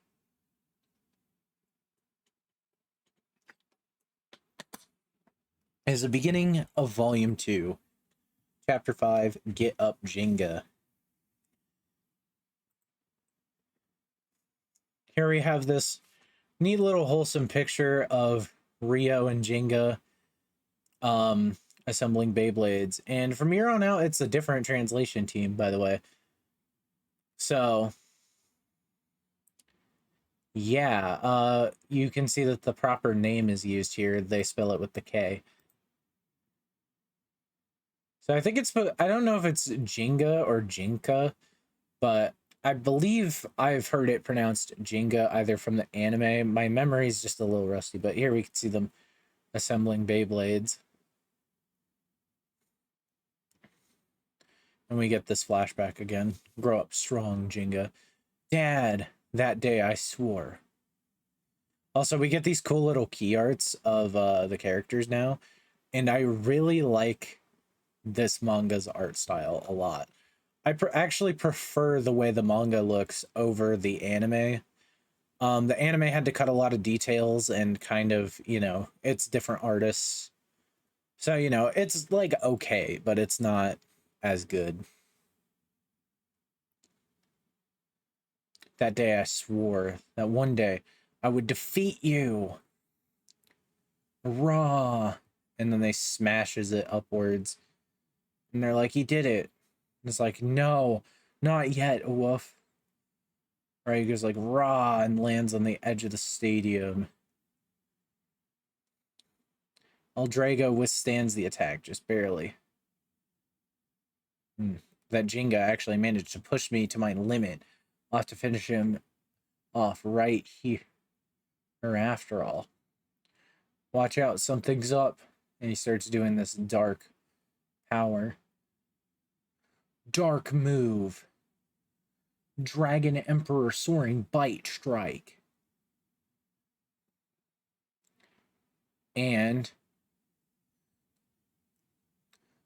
clack, crank, bam, and boom, Pegasus is shattered. It is not even 5 chapters in, folks, and this thing is broken.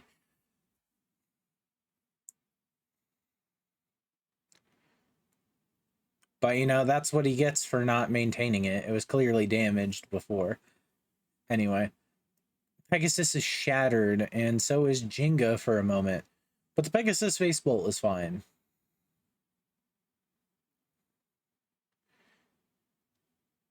Pegasus is Gingka lost.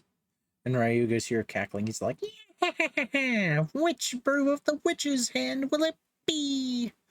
Or sorry, which hand of the witch's hand will it be? Anyway, Doji shows up. He's like, Master Ryuga. Here you can see the name is spelled right here as well. I say spelled right, but it's just a matter of like spelling. I mean, the names are typically the same. But Pegasus is no more. Well, then we can finally proceed to the tournament, sir. Yeah, we must hurry with our preparations for Battle Bladers. If Battle Bladers sounds familiar, this is also an arc in the anime. But they mention it here. And we're about to get one of the funniest moments in the manga, and I even referenced this when I was showing some people my Lightning L-Drago Beyblade X Bay. So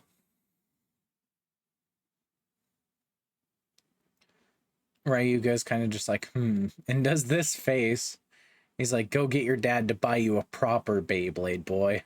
Whoops, I forgot. You no longer have a dad. It's so damn mean. Oh my god.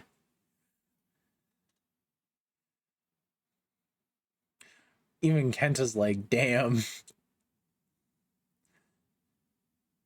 Gingka here doesn't even have much, but it's like, Pegasus is in pieces. Can't we do something? Kyoyo's just like, I don't think it's possible to mend a Beyblade that badly damaged. And Hokuto's like, and remembers a letter. Jinga's father entrusted me with this letter the day he died. He said we should open this letter if Gingka ever loses a really big battle. Gingka, if you're reading this letter, it must mean you just lost a really difficult battle. You must be feeling demoralized, huh? You idiot! Hey, listen up. Human beings are always at their strongest when they get up after a major defeat. In other words, this is your chance. This is no time to be moping around. It's a great opportunity. And he's just like laughing. He's like, are you laughing now? Good for you. Get up, Gingka. Only guys who refuse to give up grow into adults. And that quote kind of goes pretty hard. I'm not gonna lie. I honestly really think that that's a good piece of advice. And it's kind of, it's like a meet the Robinses keep moving forward moment. But it is really emotional. We can see it brings Gingka to tears. And he's like, idiot dad, you're still joking around even your letter. And something plops on the ground. If your Beyblade is ever in need of help, just go to this place. There you will find a guy known as the God of Beyblades. I'm sure he'll be able to help. The God of Beyblades? Hey, so where's this guy? He's in Yamanishi Prefecture. That's right next to Mount Fuji, where there's a vast evergreen forest. They're going to Mount Fuji.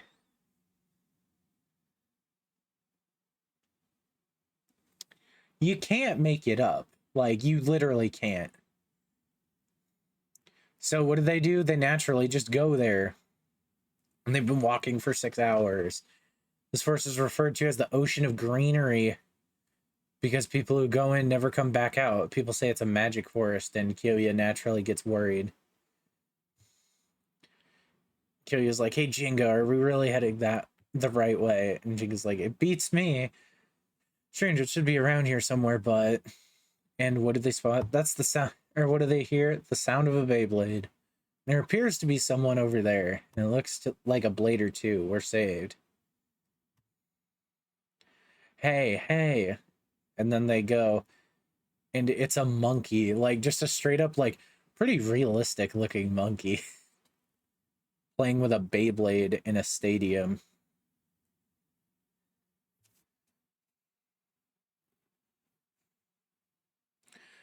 To be honest, this is how I look when I play with Beyblades by myself, and he's even got a second ripcord here.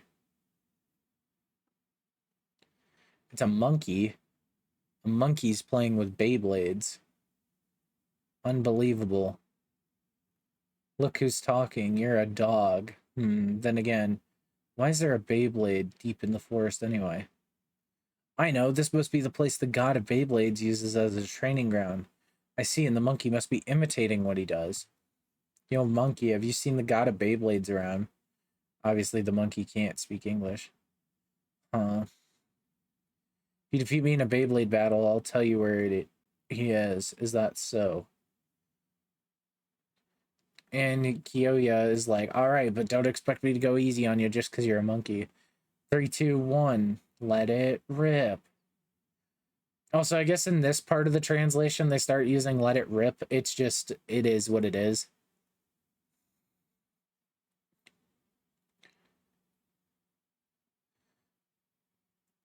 But he's like, yes. And this Beyblade immediately knocks out Leone. What the? I actually lost to a monkey? That's so strange. Why does it have that much power? Look, that Beyblade's carved out of stone. And here we get a picture of the monkey's ass.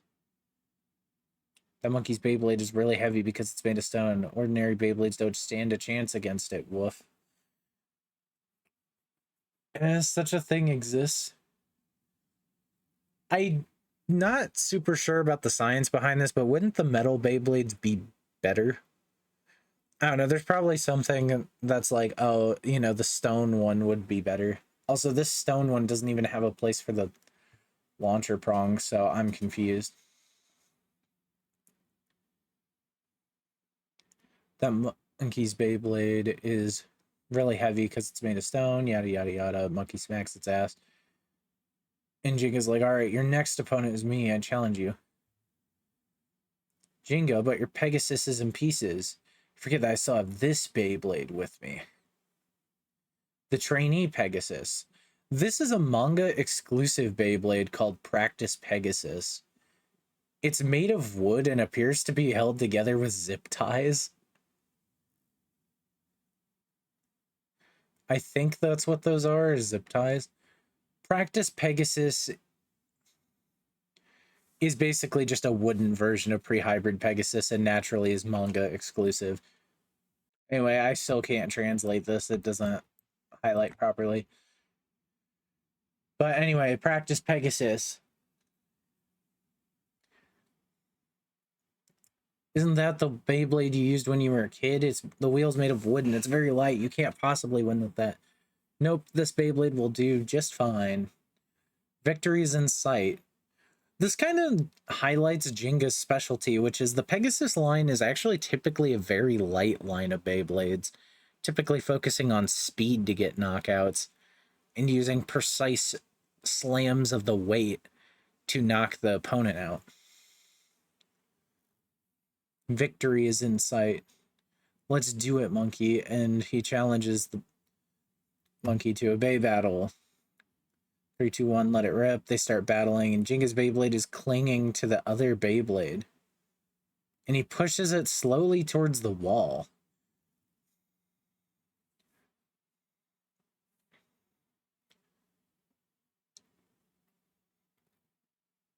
And Kyoyo's like, I get it. Gingka's trying to push the other Beyblade to the rim of the stadium and use his opponent's own strength against him to shove him out of the Bay Stadium. If he sticks behind the other Beyblade, instead of clashing it head on, he can neutralize the power difference between the two Beyblades. I see. Yeah, but when a Beyblade makes its round inside the stadium, spot where it can get closest to the rim is right here. Meaning the time frame he has to push it out is just once per 0.3 seconds. I know how to win this battle. It's going to be tough, though, go figure. We're not done yet. And he starts pushing it out, and then the monkey does some dumb stuff. He's starting to get the timing right. Ugh. Just a little more. Anyway, the Beyblade starts losing speed and wobbling. Kyoya, sorry, not Kenta. Kyoya's like, oh no, the Beyblade speed is dropping. This round's my very last chance. I have faith in Dad's words. I won't give up, no matter what. And then Gingka successfully gets a ring out against the stone Beyblade. That just has a picture of a monkey on the Facebook, by the way. Honestly, this is a very interesting Bay battle, just in terms of the manga, by the way, because this is the only time we see a stone and wooden Beyblade, I think, in the entire series. I don't even think in Plastic Gen they had that, which is funny because stone and wood are actually two materials that traditional Beigoma tend to be made of. If I remember correctly. I can definitely see wood, but stone might be a little far-fetched.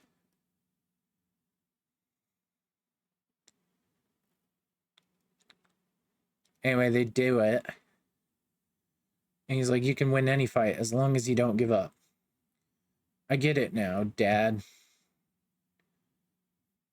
Not bad at all. Who's there?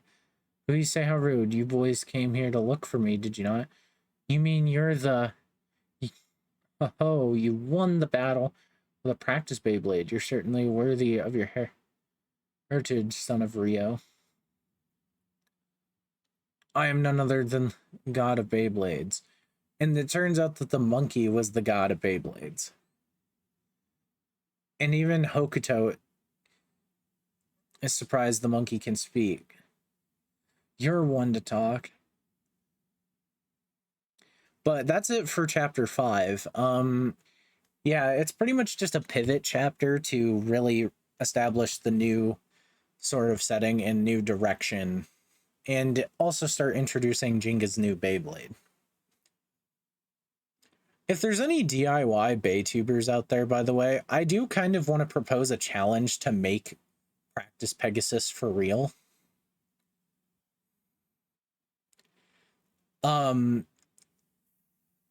Just because I think it'd be neat. You can still use like a wooden face. You can still use like a regular face bolt, like a plastic one. But if you could actually use like a CNC router, or even just carve a wooden Pegasus, that'd be neat. But anyways, that's the end of chapter 5. Overall, I thought the chapter was pretty interesting. Having another speaking animal character was interesting. And I don't think the God of Beyblades actually shows up in the anime because this entire section is manga exclusive because it's tied specifically to the fact that Pegasus 105 flat was destroyed. But anyways, next up is chapter 6, Revive Pegasus. Chapter 6, Revive Pegasus. Here we get another sort of, we get a key art page of Gingka witnessing Pegasus being destroyed. Kenta and Kyoya are here, and the God of Beyblades is here in the corner. If I could just, I gotta be careful not to exit full screen. I accidentally did in the last part. So, you know, I never thought that the being from the legends actually exists. My name is Mawashi. Master Mawashi.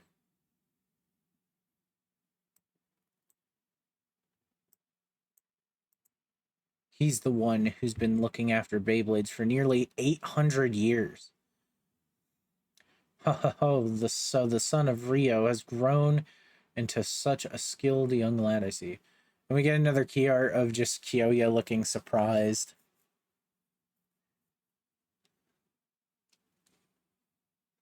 So, you know, more art of early manga Kyoya. Gotta love it. Master Mawashi, the thing is, yes, I've been keeping an eye on what's been going on. It seems that the forbidden Beyblade L-Drago has been brought back to life. By the way, I know someone has been annoyed by this before, so I'm just going to say it. I'm going to probably alternate between L-Drago and L-Drago. And it's going to be the same thing with a few other bays. I typically call it L-Drago. Just because the N doesn't change the sound of the O. So, you know. Just keep that in mind if you're going to start getting annoyed.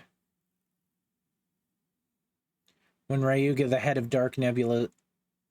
When Ryuga, the head of the Dark Nebula organization, stole L-Drago, he took Jinga's father's life as well. Also, in this, his name is Ryo, so, yeah. I swore to defeat Ryuga using the Pegasus Beyblade that my dad passed to me, yet Ryuga's dark move, the Dragon Emperor Soaring Bite Strike, that is a lot. D-E-S-B-S, Desbs. Ryuga's dark move, the Desbs, ripped Pegasus to shreds. I beg you, teach me how to repair Pegasus, please. Now, I actually don't know if the pre-hybrid bays were actually prone to breakage or not. I definitely feel like some of them might be, especially when put up against, like, 4D bays. But I'm not sure if they broke like that. I beg you, teach me how to repair Pegasus, please. And then even they beg. We're begging you too, Master Oshi. Please help Gingka. And then Kyoya just kind of gets down with them, but is kind of just like onlooking the whole thing with skepticism. Gingka, are you prepared to risk your life for your Beyblade? I mean, he literally dove off a building in like the first chapter, and also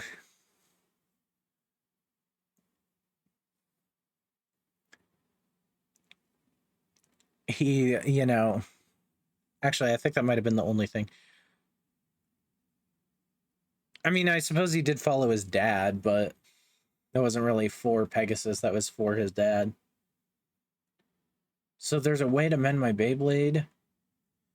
Come with me. And this is where stuff starts to get really, really manga-like. So here we see this path that leads upwards to Mount Fuji.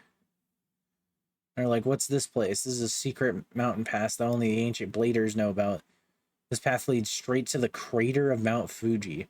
Mount Fuji, by the way, consists of multiple volcanoes. So yeah, it's a literal volcano.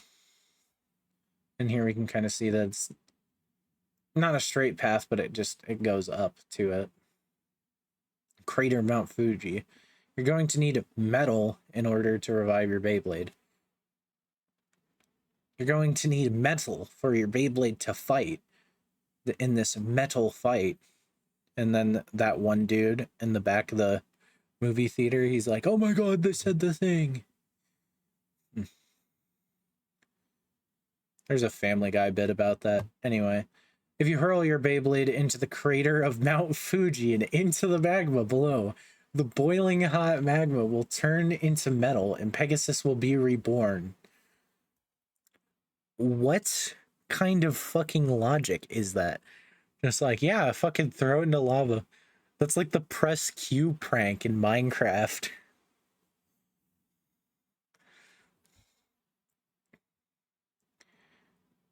I still have Pegasus Face Bolt with me. Does this mean... That's right, Pegasus can be revived. So just because the Face Bolt survived, he can do this. But steal your heart, for you'll have to survive the frigid cold to reach the peak. It won't be easy. If you want... I wonder if you're truly ready to undertake this task. And he's already gone. In anime/manga protagonist style, he straight up just leaves before things are done. And they're like, let's go after him. And he's like, stay back. Dad entrusted Pegasus to me. This time, let me do this alone. And Breezy is like, let's go, Pegasus. He gets all fired up when he thinks about Beyblade. Gingka, is there nothing we could do to help him? Kenta.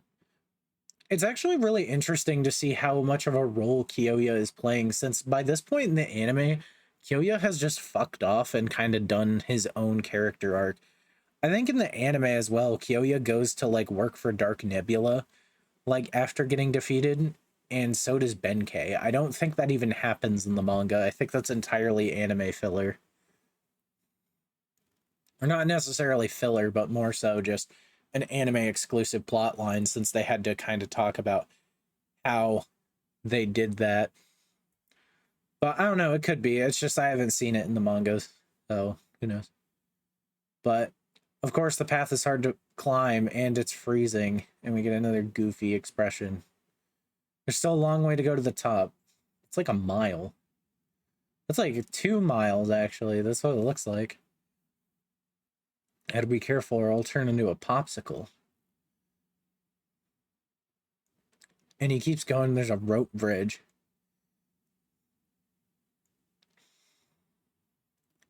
And then a gust of wind goes and nearly blows him off. But he drops the Pegasus Face Bolt. And of course he dives for it again.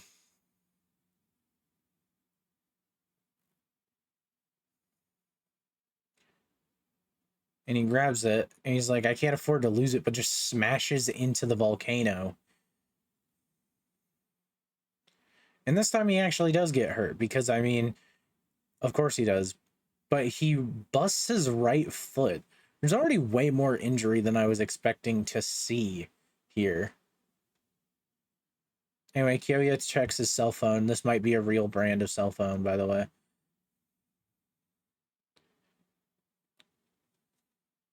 And sees the time. It's been 8 hours since he left. I sure hope he's okay. The weather's taking a turn for the worst. Or for the worst. Sorry, not the worst. I can finally see the peak, but I've lost too much blood. My vision's gone all fuzzy. Bro is bleeding out. And freezing to death. What is even happening right now?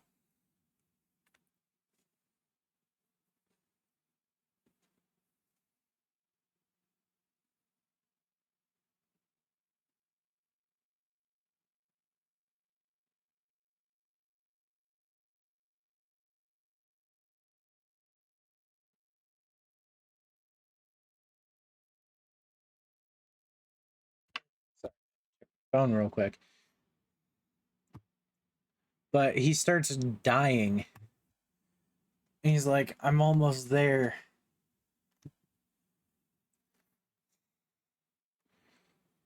And then he reaches the top. He's like, I've reached the top. Now I just have to set Pegasus Face Bolt in my practice Beyblade and hurl it into the crater. Let it rip. But he doesn't. His body has stopped moving. No way, I made it all the way here just to die, and then he falls forward. And the god of Beyblade's like, oh no, Ginga's heart has stopped beating. So bro literally canonically died here. And Kenta runs ahead without thinking. He's like, Ginga can't be dead. You can't fall asleep up there. Get up, Ginga.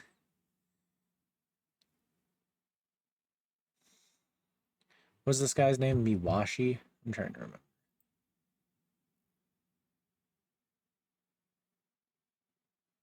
Mawashi, sorry. I forgot his name.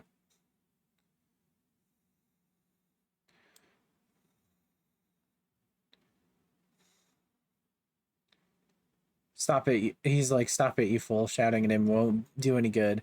You'll just exhaust yourself and collapse if you keep yelling like that.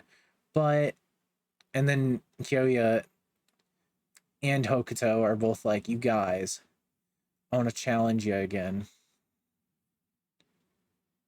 It's like, you guys, I want to challenge you again. Ginga, remember the promise you made to Rio. Open your eyes. And through their shouting, he hears them at the top.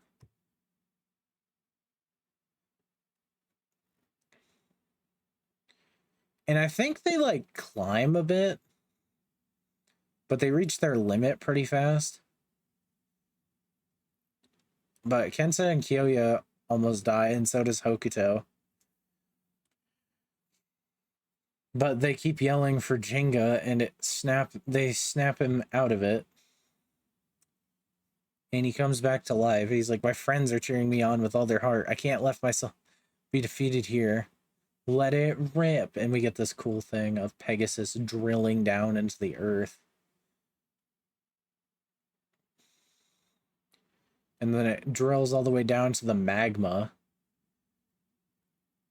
And, you know, it burns away, but then it shines. The mystical power keeps the plastic intact, because I'm pretty sure this is canonically plastic. I know in the actual game that's plastic, unless you use a metal face bolt, but that's like a special attachment. And I think those are banned anyway. Typically they are.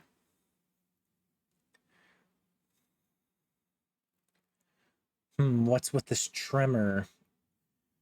Boom. Hey, wake up. Ginga's done it.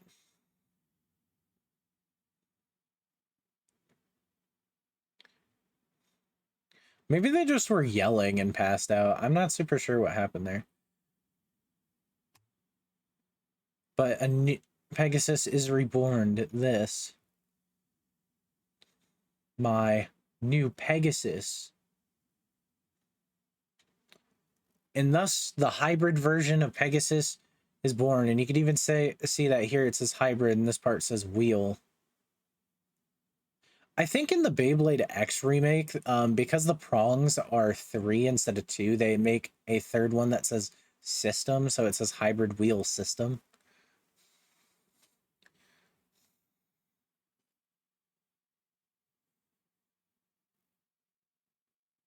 So, I don't know. But that's the end of chapter 6. Overall, I think this is very much like a anime manga moment.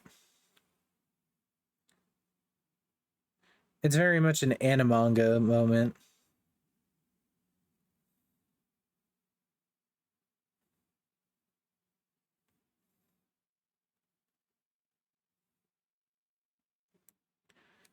But yeah, that's it for chapter 6. Not really much to say other than, I mean, the next chapter. This is really one of those chapters where you start wanting to read them back to back to back, and you're lucky because we're going to talk about chapter 6, or sorry, chapter 7 next, which is the resurrection of Pegasus.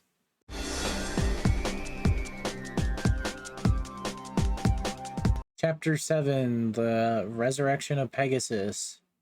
By the way, from here on out, up until chapter 32, Tatale did the translation, so again, it's gonna change a little bit. Also, the scan quality, I think, kind of changes. Either that or the art style changed, but things are gonna look a little different, so bear with me. Anyway, Gingka gets his new Pegasus, and it picks up where it left off. Also, there's gonna be some weird problems where the scans cut off. I can't really do anything about that. That's just the scans. I don't know if there's better ones, but they're not on the site that I used. I was provided to read this. But he's like, yeah, I did it. I triggered an avalanche. And then an avalanche comes right at them. And he's like, here I am. I can't believe it. I can't believe it. Gingka got down by surfing on the avalanche. I feel sorry for him. So that's your new Pegasus is completely different from the old one. Wait, what's this? A second wheel. I don't know why second spelled wrong. A second wheel above its fusion wheel. Right, what is this transparent part? So this is the new hybrid wheel system. I talked about this at the beginning, but the hybrid wheel system basically uses this this translucent plastic wheel that sits on top. So this is the Pegasus energy wheel.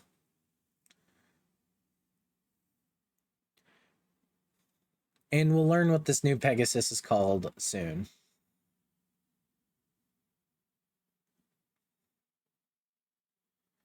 We'll need a match to find out. Good idea. All you need to do is use this stone base stadium.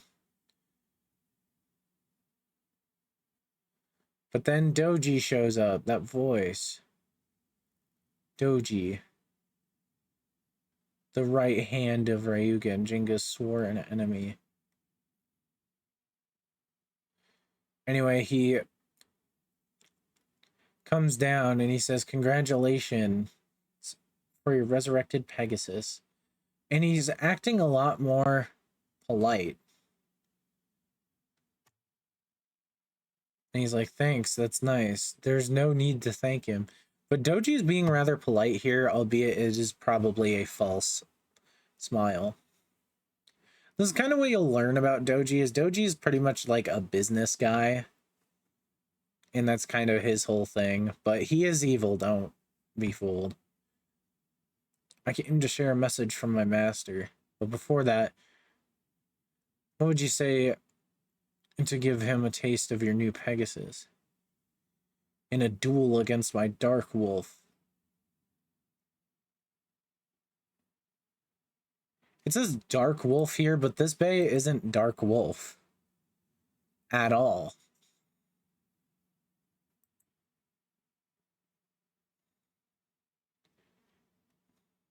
But bring it on. Be careful, Jinga. Don't forget that he wrecked the building with his bay. 3, 2, 1. Let it rip. So this is Pegasus. So this is Storm Pegasus. I believe it keeps the 105 spin track, and it's on a rubber flat now. And now that we're into the hybrid system, I can actually search up Beyblades a lot easier.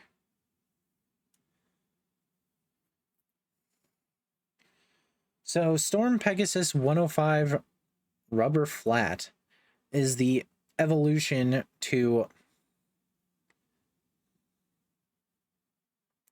Pegasus. It features a similar faceplate. It's technically canonically a different color though.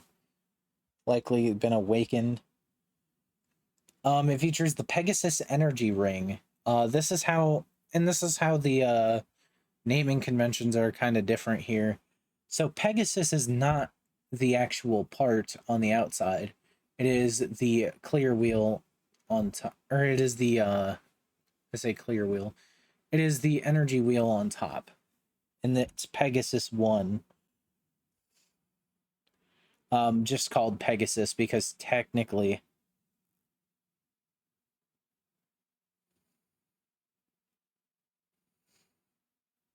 used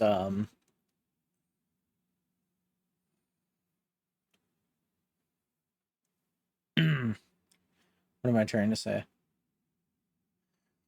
It technically, they can use like different wheels, but Pegasus 1 is just called Pegasus because, and the 1 was added after the fact because they kept changing the wheel to be different. And its new fusion wheel is called Storm. So from basically it goes fusion, the naming convention states the fusion wheel first as sort of like the prefix, like what type of Pegasus is it? So this is Storm Pegasus. Storm is kind of shaped like how the original Pegasus was, but it's much rounder, giving it more stamina, meaning it's actually more focused on blunt attacks.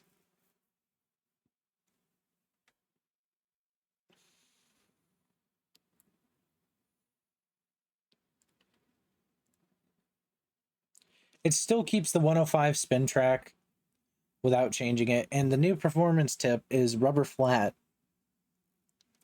Rubber Flat is considered one of the best tips in Metal Fight, and this is where I'm going to nerd out and talk about rubber when it comes to Beyblade. So rubber is a material that gets thrown around a lot in Beyblade, on tips and also on layers. We recently got the return of rubber in Beyblade X, the newest series, via the Rubber Excel tip, or the Rubber Excel bit in the Impact Drake blade. Impact Drake having rubber contact points that are meant to sort of use extra friction to hit Beyblades harder without actually needing a whole lot of speed. But some people debate whether it actually hits harder or not. From what I've seen, it hits pretty fucking hard, so you know, to each their own. I like Impact Drake. I think it's cool. And then the Rubber Excel bit is basically the Beyblade X version of Rubber Flat. Rubber has an increased hold on the stadium, causing for faster speed, but the extra friction causes extra stamina loss. It also causes for poor life after death, meaning once you've lost about 75% of your spin, you pretty much have no chance of winning the game, since you don't have a whole lot of friction to actually help you grip the stadium. What Rubber Flat's supposed to do is allow you to gain a lot of speed, so that way you can smash into an opponent and survive a massive smash attack, leaving you in the stadium and them out of the ring. So it's meant to farm ring out finishes. There's other rubber tips like Rubber Spike and Rubber Ball. Rubber Spike is kind of doo-doo feces because it just wears away into a rubber flat eventually. Rubber Ball can wear flatter, but if you use it a lot, it'll keep its shape. Rubber Ball is a defense version of, is like a defense rubber tip, so yeah. Rubber's good. So we can kind of see the new direction Pegasus is going in with the much rounder fusion wheel. It still does those smash attacks, but rather than needing to rely on the Pegasus fusion wheel, it now relies on the Storm's fusion wheel to conserve stamina while still having decent attack power. There are some bays that actually use the Storm fusion wheel or a similar fusion wheel to preserve stamina. I don't know if it exists technically, but there is a Beyblade called Storm Aquario, which the idea is that it uses the rounded and attacking portions combined with its whole flat sharp tip to help it keep either stamina if it's in the sharp mode or do attack when it's in the whole flat, basically allowing it to keep a compromise between the two. Anyways, sorry about that. I just wanted to nerd out about rubber. I wonder what he's going to do with his new Pegasus.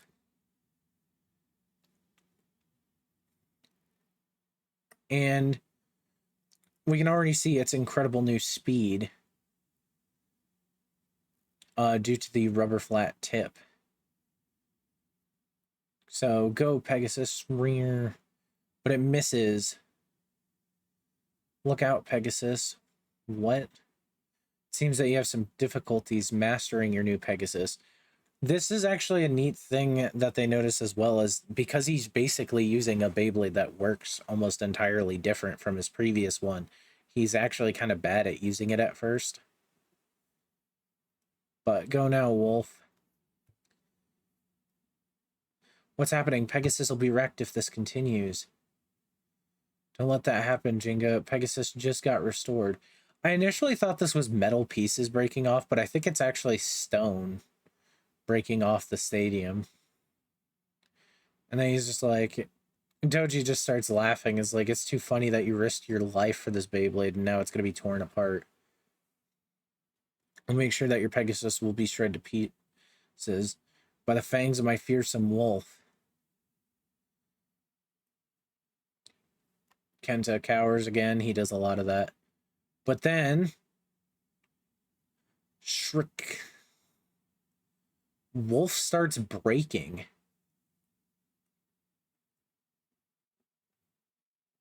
So its fangs that are being the blades on the outside are broken. And Gingka's like, now I get it. He's like, sorry, Grandpa, but I kind of use you like as a guinea pig. A guinea pig? It's the first time I'm using it. There's many things I need to learn. That's why I let myself get attacked. He's right. All he did so far is... That's right. All he did so far is to take Wolf's attacks. Why isn't its speed decreased yet? Now I'll give you a taste of Pegasus' real power. It's your turn, Pegasus. There's another typo. It can approach its opponent to the closest to attack underneath the fusion wheel with the help of its energy ring. This is kind of a feature with energy rings, is now energy rings have contact points.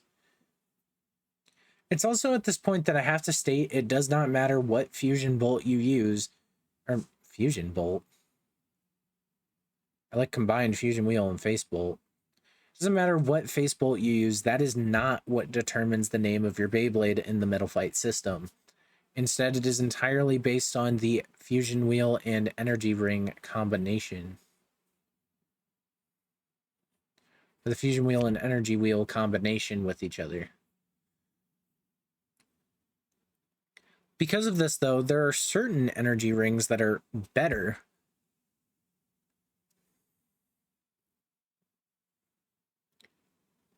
Certain energy wheels are better for certain things.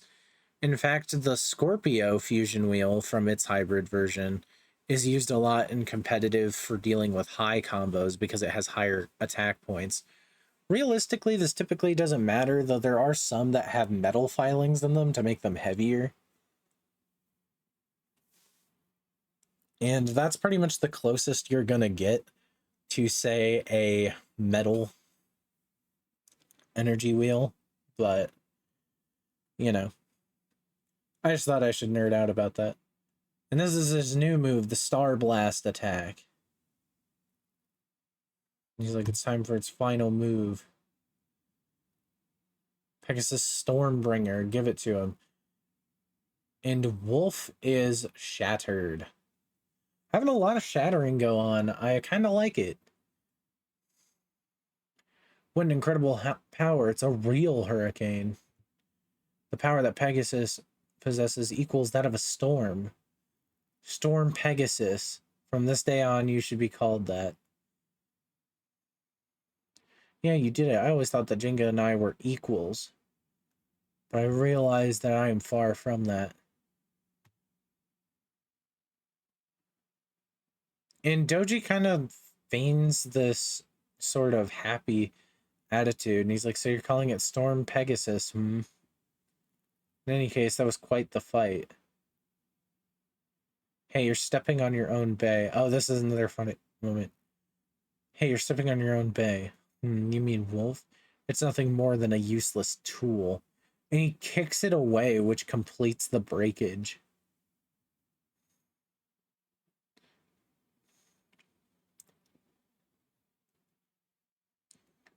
And Gingka's like, should I remind you that it was Wolf that fought hard for you? Doji's just like, I have no need for such weak excuses.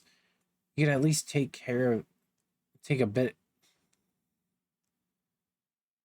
You can at least take care of it a bit. And he just doji completely his business, and he's like, nevertheless, in 3 months, there will be a Bay tournament organized by the Dark Nebula, which will determine Japan's strongest blader. It says Japan here, but I think it's supposed to be Japan. And Gingka is formally invited to the Battle Bladers tournament. That's called Battle Bladers.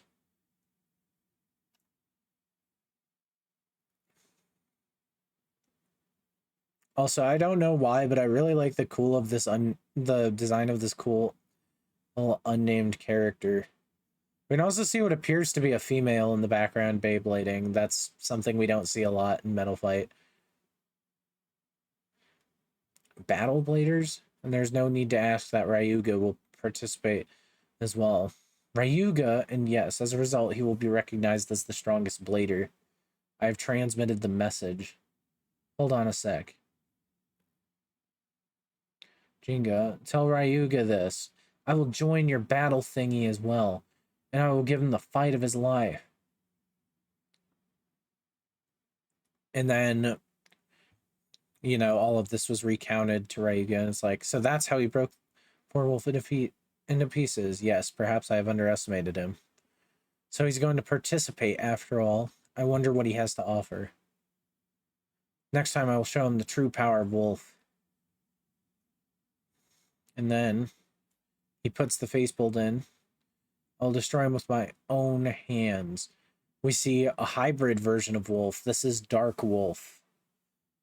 I'm going to go ahead and talk about it here just because it is here, but I don't know when it gets used in battle because I have not seen it get used in battle yet in the manga. So, Dark Wolf. Dark Wolf DF of 145 FS. Features the Wolf energy, features the Wolf face bolt, obviously, but features the energy ring Wolf, which has these 4 edges that are supposed to resemble wolf heads. It's also a balance type. I should mention this. It's a balance type Beyblade. Features one of the worst fusion wheels, and I'll talk about why in a second.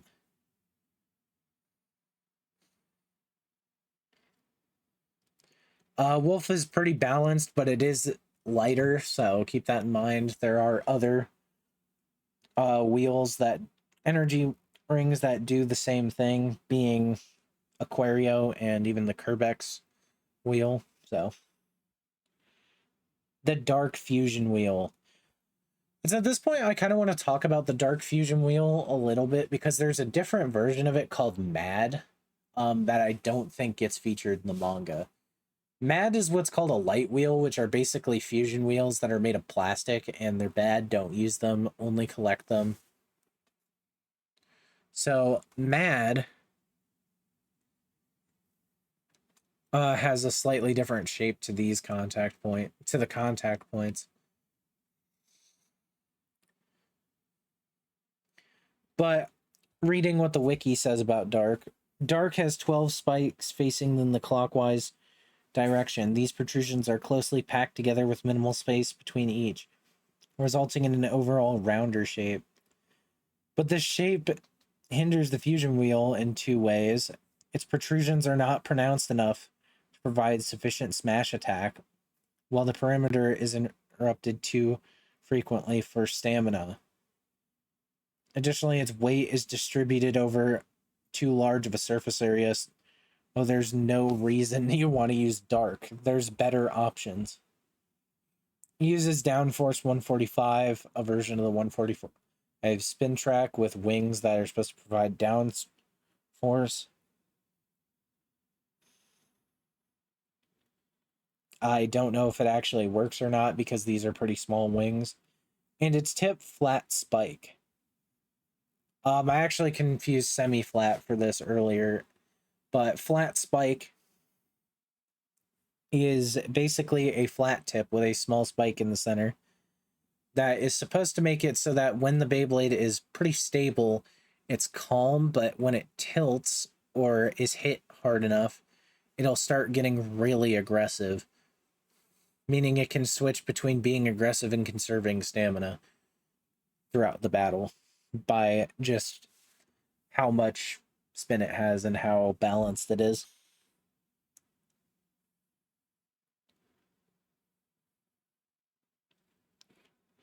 Flat spike is actually a good tip, and it gets used quite a bit.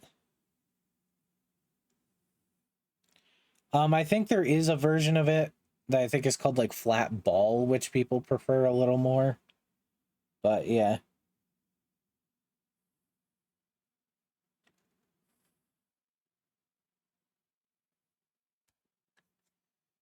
Anyway, there's only 9 pages left, so I'm gonna stop nerding out. Battle Bladers. I've made my choice. I'm going to participate too. Kyoya, Gingka. Thanks to you, I regained my Bay spirit. As a leader of the Face Hunters and a regular blader, I intend to win this tournament. It's neither Ryuga or Doji who will defeat you, but me. And then Kenta pulls out Sagittario, and he's like, I want to become stronger too. I'll train harder to get much stronger. And if by coincidence, that's spelled wrong. That says coincidence. By coincidence, we find ourselves in the same stadium, I will fight with all my Bay force. I just added the word Bay there. And they both smack him on the back, and they're like, that's the spirit.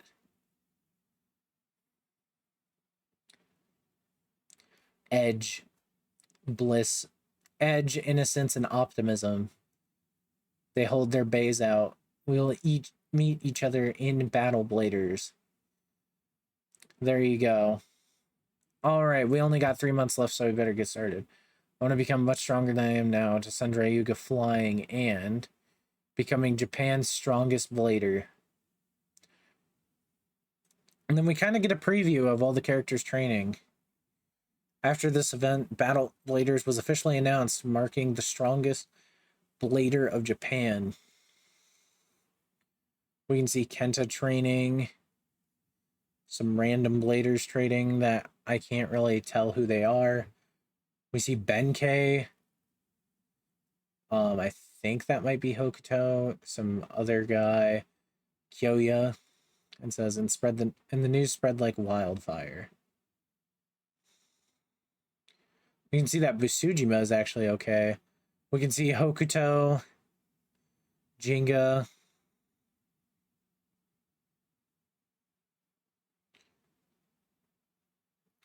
and the god of Beyblades, whose name I already forgot. Everywhere in the country are bladers training like there's no tomorrow. And we see a bunch of people. We see this guy with glasses. We see this guy. Is that Julian? I can't tell. We see this dude with the moon haircut. Ryuga, I'll make you understand pain.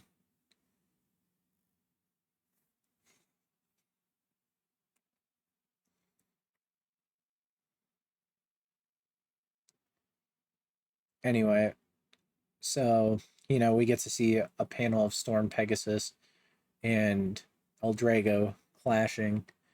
But yeah, that's the end of this chapter. That's the end of, what chapter are we on? It's starting to get late, so I'm actually starting to get a little flustered. That's the end of chapter 7. The next chapter, though, will be chapter 8, the opening of Battle Bladers. Meaning we actually only have 2 more chapters left until this video is over, so... And then I'll get to read volumes 3 and 4 throughout the day tomorrow. So yeah, the next chapter is chapter 8, the opening of Battle Bladers. Oh wait, I gotta give my review. I think this chapter was nice. It was really satisfying to watch Wolf get broken. It's also fun to see like Doji trying to act polite and then being very flippant about his politeness. Just because he wanted to invite Gingka to Battle Bladers. Additionally, I like how Gingka is the only one at first to get a hybrid system. It's not like they all get one. I think that that's genuinely an important step up. And we will see, actually, within the next two chapters, another hybrid system bay. Like, they'll start popping up.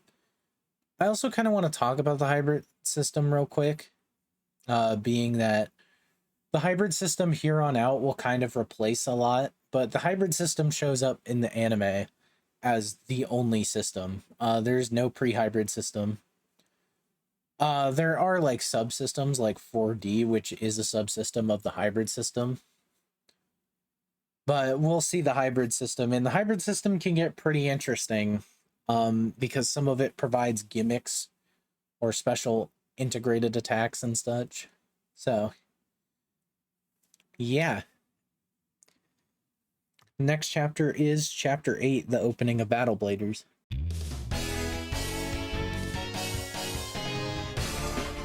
And I'm back with chapter 8, the opening of Battle Bladers. So first off, I want to show off this key art at the beginning. We can actually see characters, like if I zoom in,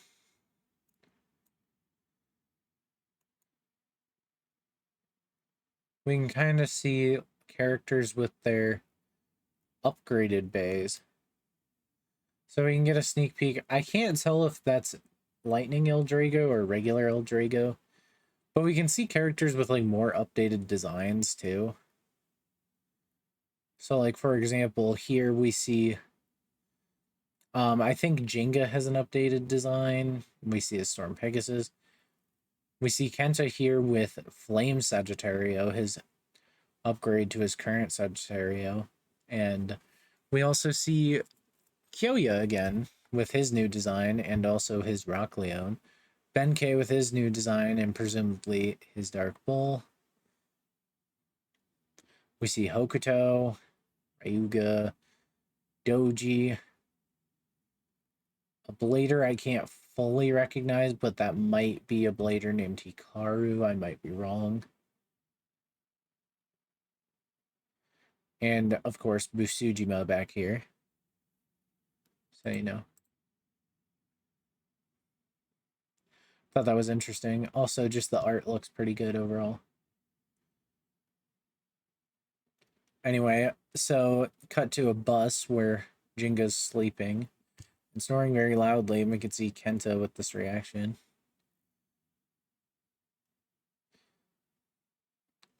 They say silence, but he says since we entered the bus, all he's done is sleeping, but he's covered in bruises. I wonder how hard he's been training. The big tournament will begin soon. Battle Bladers. The winner will obtain the title. That's spelled wrong. Of Japan. I'm pretty sure that might be spelled wrong unless they're intentionally spelling it as Japan. The title of Japan's strongest blader.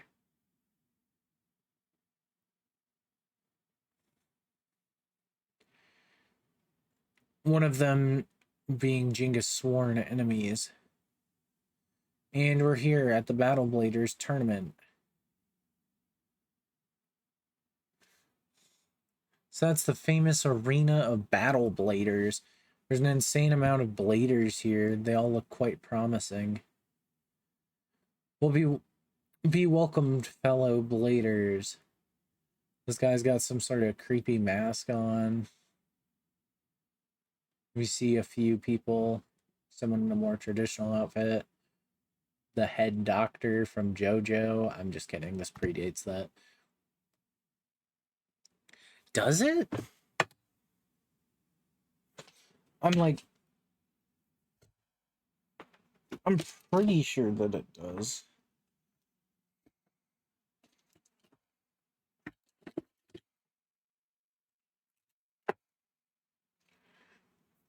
Sorry, I had to adjust how my capture card was sitting on my desk. I'm not using it for this, but I keep knocking it around with my chair. Anyway, I will be the moderator, Blader DJ, or DJ Blader. So DJ Blader, or Blader DJ, was kind of a mascot for Beyblade. I don't know if he's still around, but this is based on an actual guy who existed during the Plastic Gen and Metal Fight eras.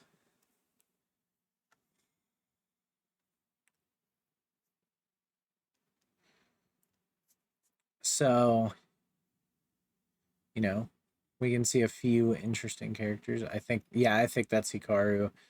I think his name is Tetsuya. More than 1,000 bladers have assembled here in the arena. To begin, we'll proceed to the eliminations. All bladers will fight in this giant stadium in a furious battle royale. Participants will be divided into 8 sections, A to H. There, 125 bladers will each face each other in a battle royale. That's a lot of Beyblades, like a dangerous amount. Only the 2 remaining bladers will advance to battle bladers. Does that mean that only 16 bladers will make it into the tournament? Impossible.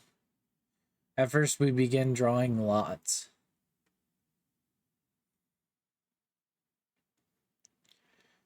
Looks like I'm one of the first. I got section A. What section have you got? I'm in section A too. Well, Gingka, I would like to ask you a favor. During those 3 months, I've been training to my fullest. So no matter what happens, don't hold back on me. Bro just got a glow up for that one panel here.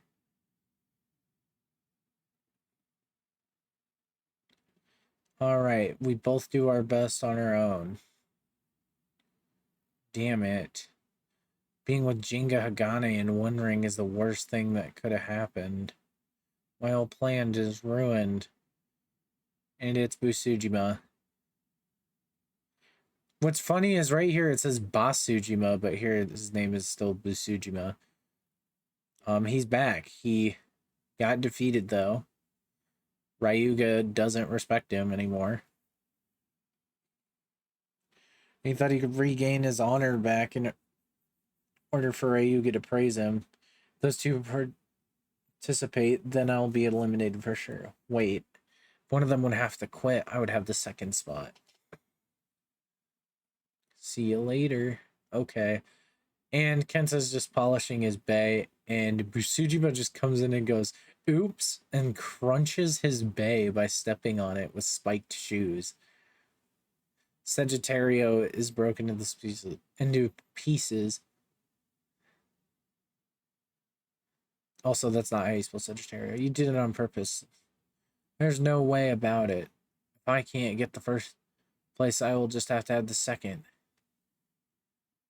And it breaks. And he's like, it can't be. Sagittario is completely broken. That's also not how you spell it.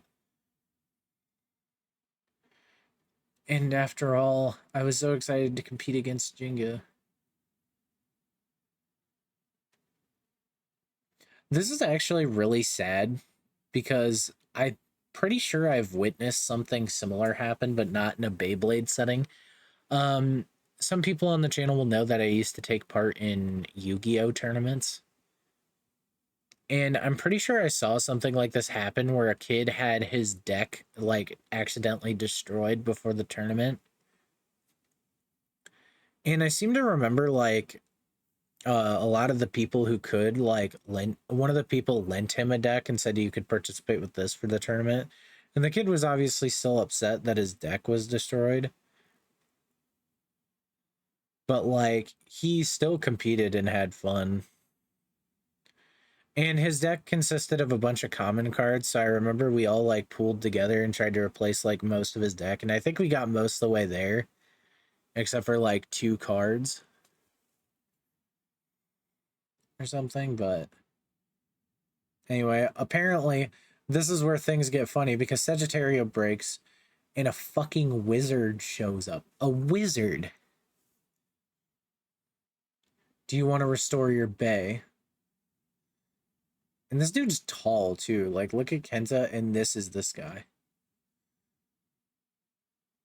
Sling.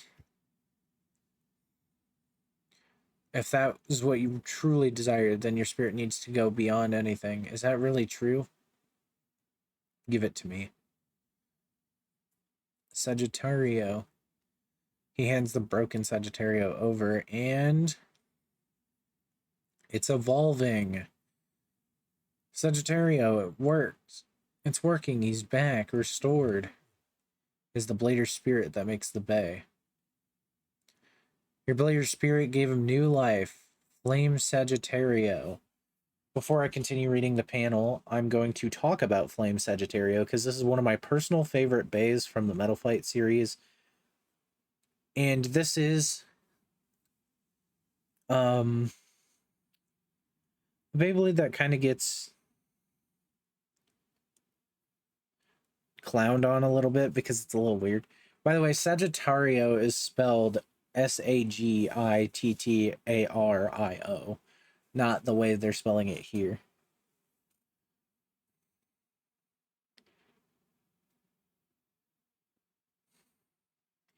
So this is Flame Sagittario Claw 145 Spike. Still featuring the Sagittario Facebolt, and now featuring the new Sagittario Energy Ring, which greatly resembles the shape of the original Sagittario. So it's even got the same little pattern on it, the like checkerboard pattern.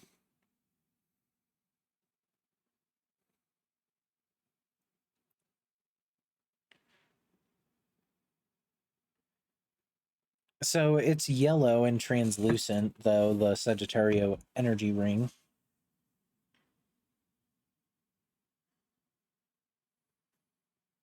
And the design is loosely based on the original Sagittario. Next up is the Flame Fusion Wheel, which, despite its lightweight, is actually a competitive part. It's circular and it's got 2 points that make it resemble a bow and arrow on those sides, especially when used in conjunction with the Sagittario wheel, or with the Sagittario Energy Ring.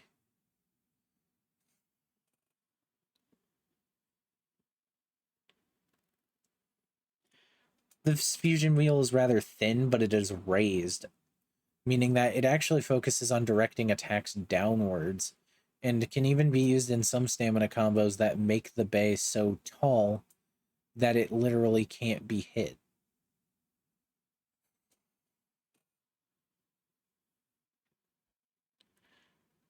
This is often combined with the 230 spin track, and was even used in the anime on Flame Bixus 230. And then I forget what tip Flame Bixus had, but Flame Bixus has like a pretty tall thing, and it's considered a strat.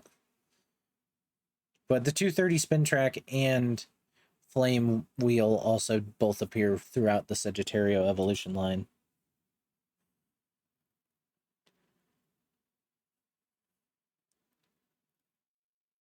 Additionally, this like raised and thinner design also makes this good at life after death because it prevents scrapes.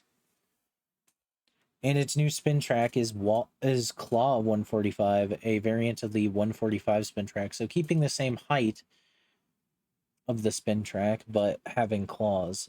Basically, we can see it on here. There are 3 claws. There's one here, and one on the other side that stick out. And when the bay is spun, it sticks out, allowing for claws that drain the opponent's spin. These claws are made of plastic, as are most spin track components, so just keep that in mind. It's also prone to breakage, as are most contact-based spin tracks.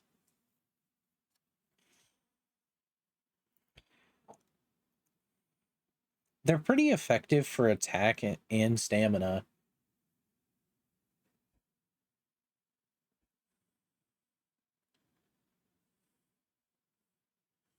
It also provides some decent weight. It does become outclassed, but it is gimmicky and can be used. So if you want to use it, go for it. And then the spike tip is the same. It's just, a sharp tip that's thinner. But anyway, it's working back in order. Flame Sagittario. Wait, who are you? The name is Phoenix. That's much better. What? Is that a new bay? It's like the second Gingka pissing joke that's happened.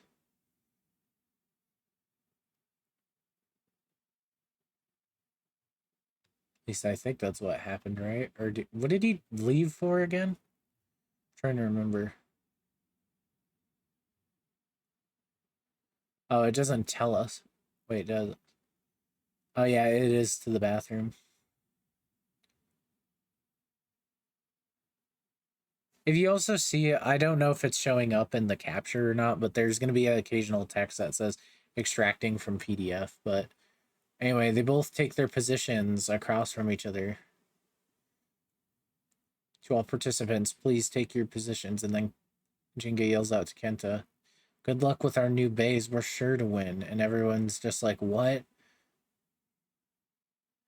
And keep in mind, this is like a small step up for Gingka because he has to defeat 123 bladers if he doesn't count Kenta. 124 if he does. Not only that, but these are all people who have trained and are much more competitive. They aren't just stomping newbies. So this is like a significant step up from the first chapter. But anyway, they all let it rip. And we see a lot of bays that I don't think actually exist, like physically, but I think these are mostly supposed to be some sort of pre-hybrid bays. But they're like, we're going to teach you a lesson with your big mouth. And they're all like, poor idiots. And they're all going towards Gingka.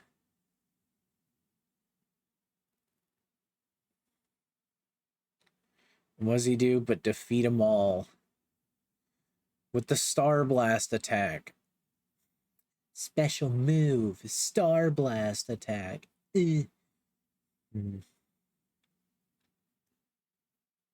Pegasus' strength and velocity are incredible.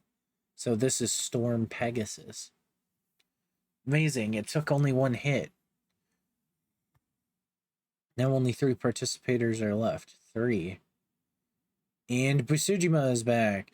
And he's using another copy of Scorpio.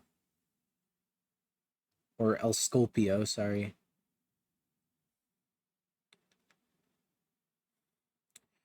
Strangely, he doesn't get his pre-hybrid bay yet. Or he doesn't get his hybrid bay yet. And is still using a copy of his pre-hybrid bay. Which makes me wonder if Busujima just has copies of this because he's used to having his bay destroyed. It's honestly a question that I'm like, huh. Interesting. Well, good that I haven't interfered in that attack. Busujima, like I predicted, Gingka did all the cleaning for me. Now all I need to do is defeat the remaining blader and take the second spot.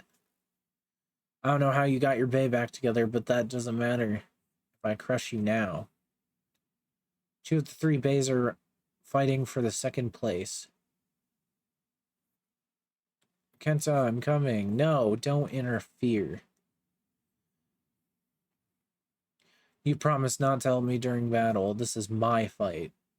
Really quick before I continue to read, I do kind of want to point out something. It would just be really funny if Jinga's Storm Pegasus just ran out of stamina, and thus it's like he doesn't make it into the Battle Blader final. And Busujima does.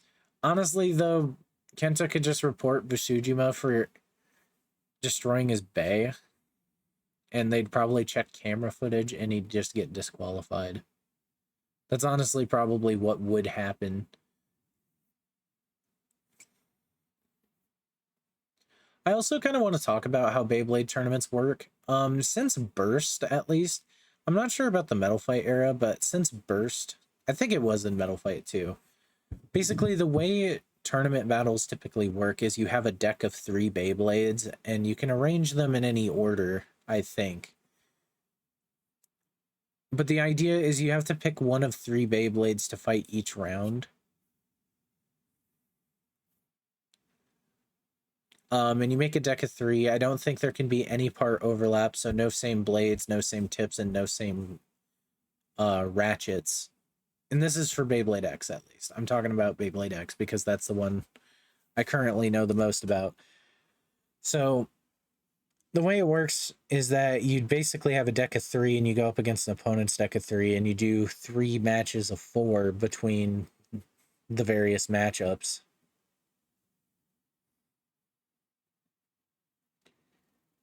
I believe is how that works. At least I think it's all matches of 3.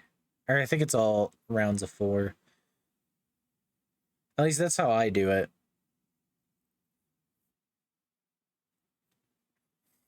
And you can't take apart your bay. Your bay typically is supposed to be rearranged back in the same way, though I think they can't technically stop you from rearranging like odd shaped parts in the opposite direction. So like if your bay burst, which isn't a thing in Metal Fight, by the way, but if your bay burst, like you could, I think, put the ratchet on backwards from where it was. Anyway, this is my fight, Kenta says, and they go, scam, scam, scam. Man, both are pretty strong. No, wait. Scorpio is blocking off all of its attacks. What a strategy. Here they call it Scorpio.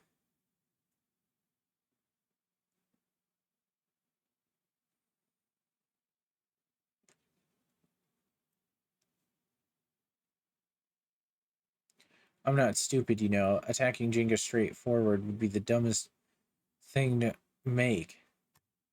You told us to go after him. Not my fault if you're such idiots. That's unbelievable. Busujima, you disgraced the whole name of Beyblade and all of its community. I won't forgive that. And bro just locks in. Sagittario is illuminating. And the claws come out.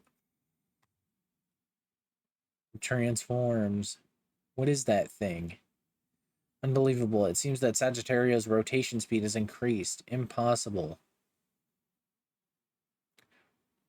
Really quick, I think the Claw 145 spin track only came with Sagittario. I might be wrong, but I think it only comes in yellow. At least I've only ever seen it in yellow.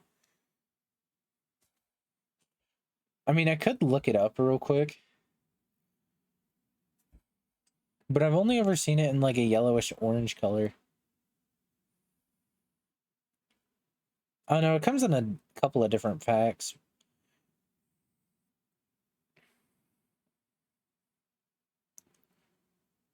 But in Hasbro, it only came in like 2 different parts.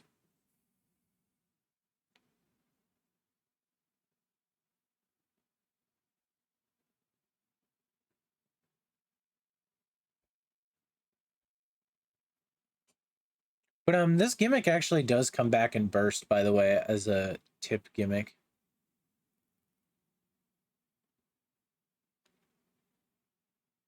But what's that thing? Unbelievable.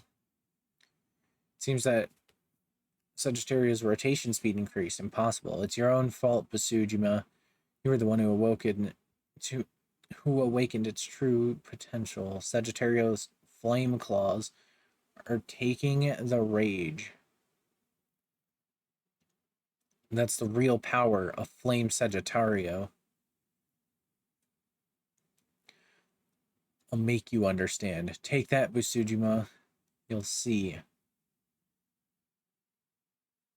And boom, he knocks away. You'll see. With the will that burns inside my heart, Flame Sagittario has kicked Scorpio out. And Kenta won. So they both move on to the next round.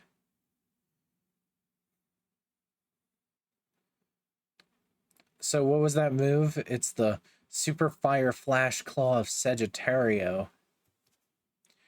Man, these special moves are getting crazy. Could you repeat that for me? Super Claw, a fire. You forgot it already.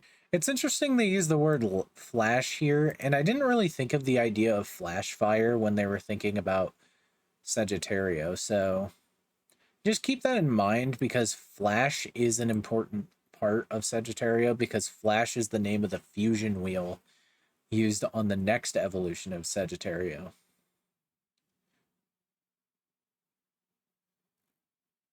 But what was that? What in the... Absolutely incredible. It didn't last 3 until Ryuga wiped out the whole section. So yeah, and then we get this nice artwork of the Beyblade God. So Ryuga just wipes out his whole section. And my fan just turned off. Great. But yeah, that's it for chapter 8. I really like this chapter. It's a really good introduction for Flame Sagittario, which is a pretty important bay in my opinion to Metal Fight. Kenta is one of my favorite characters, as I mentioned. I think just because as a kid I could really relate to Kenta, especially because Kenta is one of those characters who struggles to develop. But in this, he's kind of, we see that he's skilled. It's also kind of the reason why I like Robin in the Beyblade X series, also known as Bird. Robin is the deuteragonist of Beyblade X, and he does not win very many battles. I don't think he wins really any, except for a few anime exclusive battles.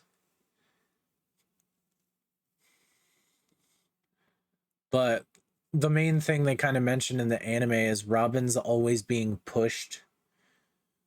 It's like you move the bar higher it's like you move the finish line as you get closer to the end of the race. So it's like you're like so it's like you're 7 meters from the finish line, and then they announce that you have to go another 50. So then you get the next 50 and they keep moving it. That's basically what happens to Robin in Beyblade X.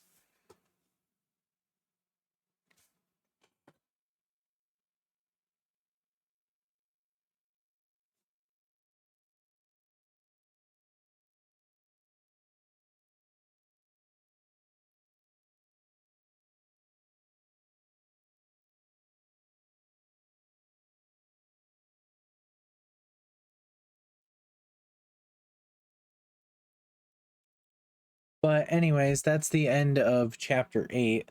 So the next chapter and the final chapter of this video will be chapter 9, Let the Tournament Begin. Because it's the last chapter of volume 2.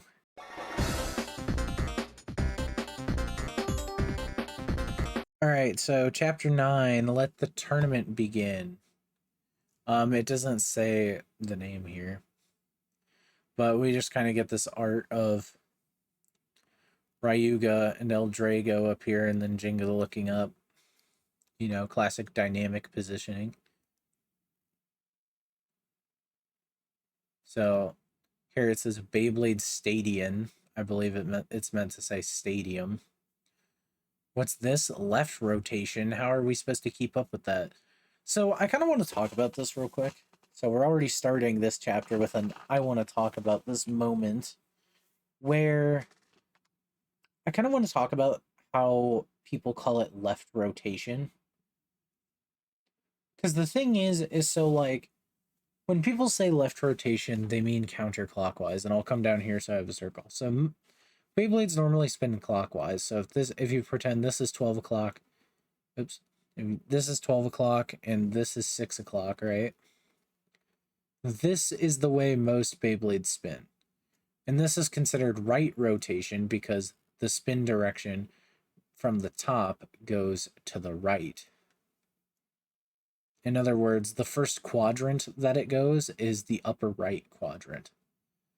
So if a Beyblade spins left or counterclockwise, it goes this way, meaning that the first quadrant it actually explores is this one. which is the upper left quadrant. That's kind of the whole idea behind the left and right spin thing. I think in Beyblade Burst, they tried to correct it by not saying left or right spin, but instead saying counterclockwise. But it came out very weird because you'd have the main protagonist Vault being like, it spins counterclockwise. And it's like, nobody says that. Like, nobody's just going to be like, it spins counterclockwise. But yeah. Anyway, we see this L-Drago wrecking face as it does. You know, L-Drago's cool. The pre-hybrid one, though, I don't think is that great in the physical game, but I also wonder if the reason why Storm Pegasus keeps the 105 spin track is also because L-Drago kept the 105 spin track, so the idea is that, like, you know, they're still the same height. Does it say A fond? What does that say?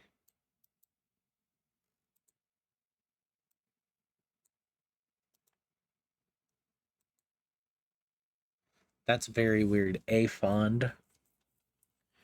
Oh, well, anyway. That's the art. If you recognize it, that's an art from a previous chapter. They just moved it here. Pulverize the L-Drago. And he just goes through.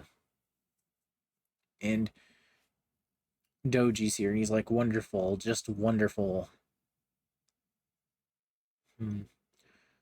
Ryuga's L-Drago possesses a secret ability. By absorbing its opponent's strength, it becomes stronger by every battle. One more fight like this, and L-Drago will reach its final form.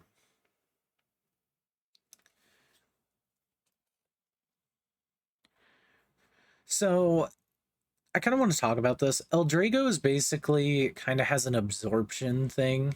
It's more emphasized here in the manga, but in the anime, there are parts of where it absorbs as well.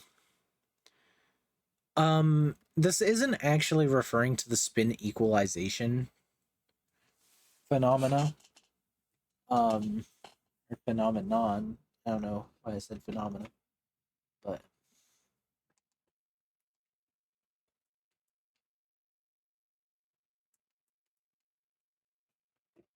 I just turned my fan so the air can circulate. It's just referring to the idea that, like, L-Drago has this mystical ability to absorb energy. And he mentions that it'll reach its final form, implying that it's somehow incomplete in some way.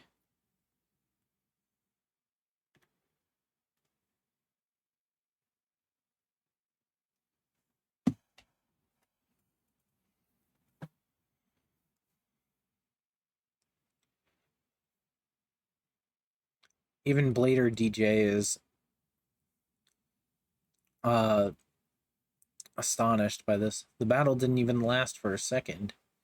Ryuga has eliminated all of his opponents and moves as only winner to the next round.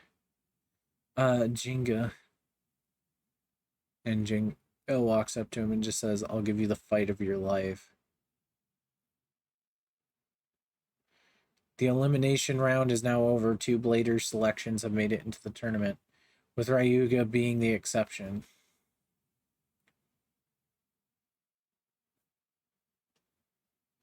With that, 15 participants have entered the tournament. Which of these people will be our winner? So here we have a few different characters I kind of want to mention. So this is Benkei. Phoenix is here as well. Ryuga, Gingka,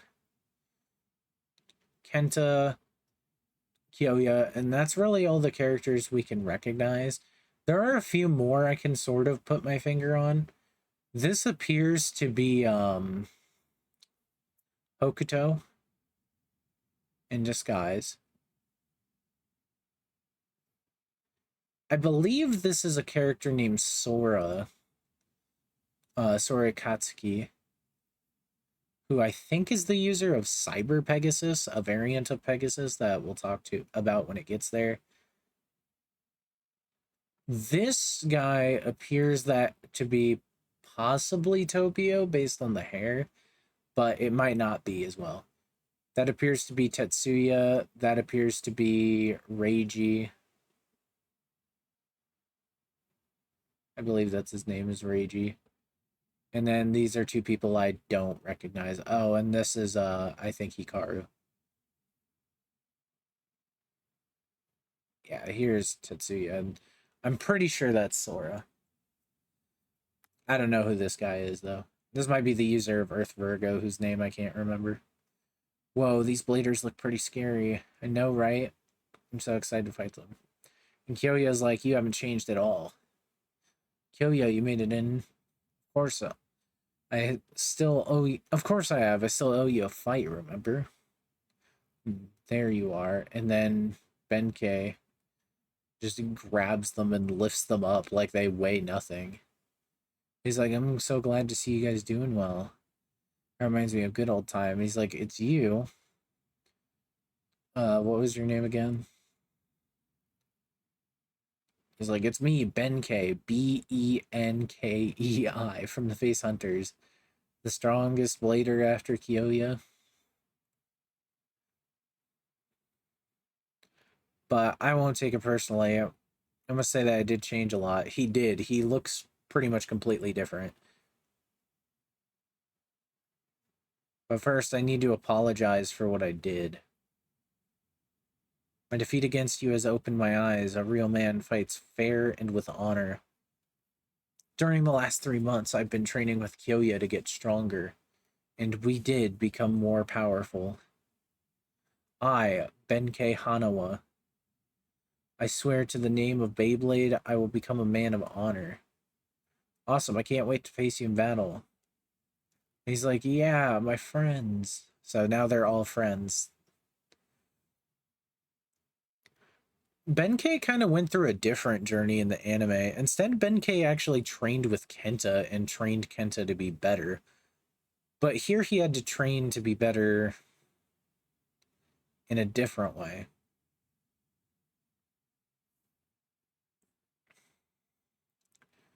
May I ask for your attention, please? The tournament is about to continue. Opponents will be chosen randomly through the computer. Who will be the next to fight? Let's find out.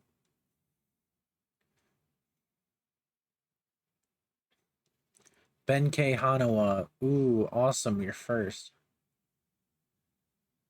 Finally, I will be able to show the fruits of my training. And his opponent will be Ryuga. Of course. I'm up against the strongest. There's no reason to be stressed out, Benkei. With your new special move, you're sure to win. He has a special move.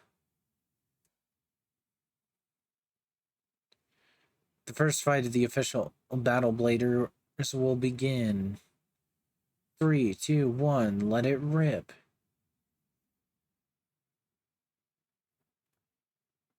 This is cut out. So we can see here that Benkei has a new bay, so I'm actually going to talk about it real quick. Even though this is the end of this chapter and the end of this part of the retrospective, this was a much shorter chapter.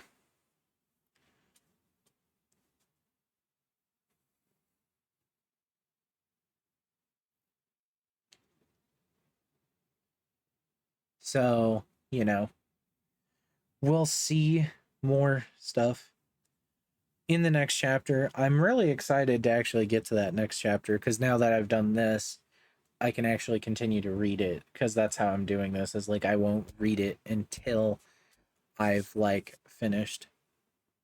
But anyway, this bay is Dark Bull, I believe. I think I read ahead and it's Dark Bull.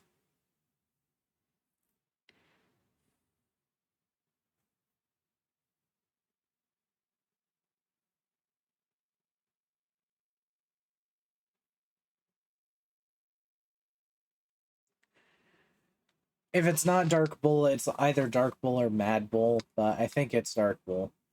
They use the same combo in the anime, at least. So it uses the bull face bolt, obviously, which depicts the Taurus,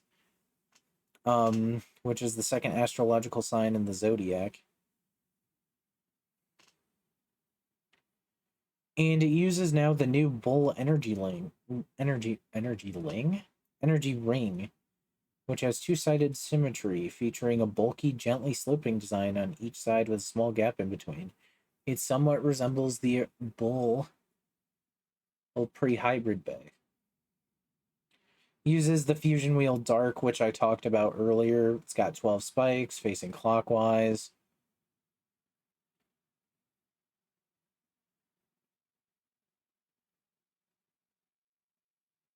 It's too round to deal damage, and got too many gaps to do really any stamina, so it's kind of a lackluster fusion wheel, but you can definitely use it. It's also pretty light.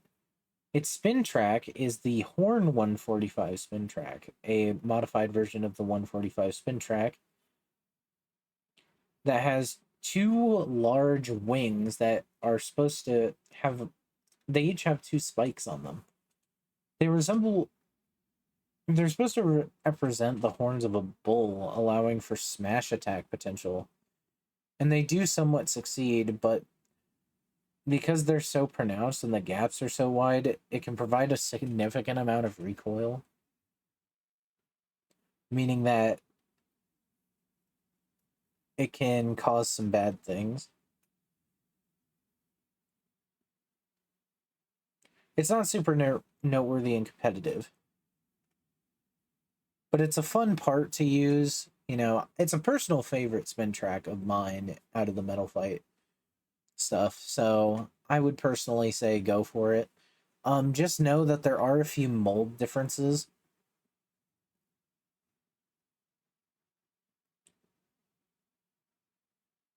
It has two different molds, and the first version isn't reinforced, so they're prone to breaking.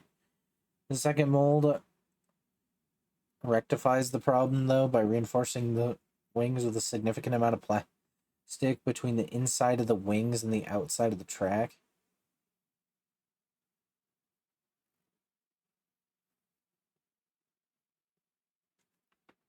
And it is pretty, gets up there with some heaviness in terms of spin tracks.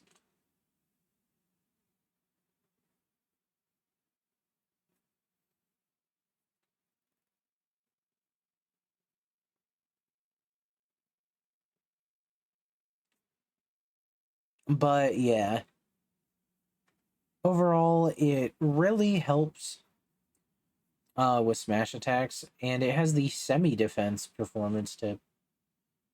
Semi-defense is interesting because rather than having the semi-flat, he now switches to semi-defense.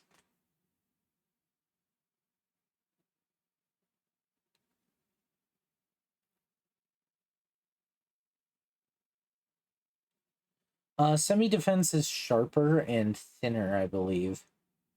So it's a little more stamina-oriented than defense is.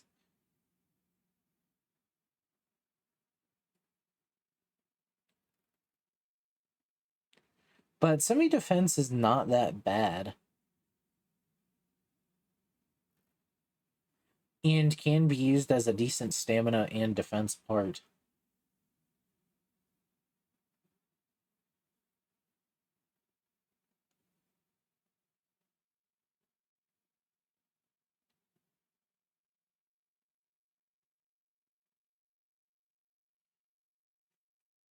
But I will go ahead and show the differences between Horn 145. So yeah, you can see why this was prone to breaking. I've even seen the second mold break occasionally. Particularly in the a video done by Eddiehh Beyblade, who did a Nightmare Bull combo as a sort of evolution to Bull. To Mad Bull. Or not Mad Bull, Dark Bull. So, just be wary when using this as well.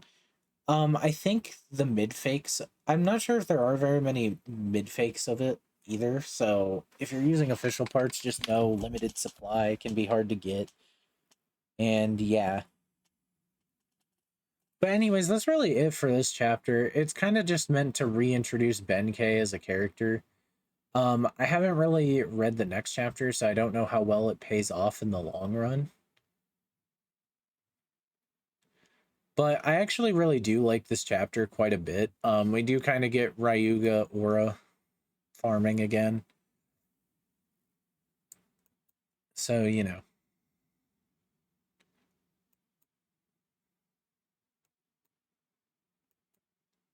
seeing all these guys kind of do their thing is pretty interesting.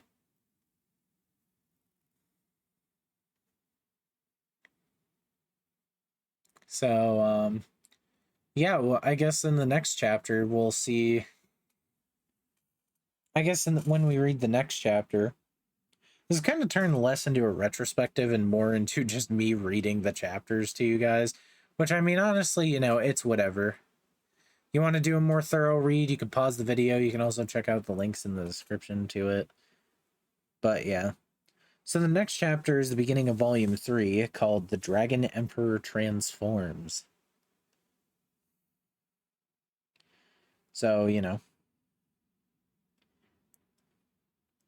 things are getting crazy.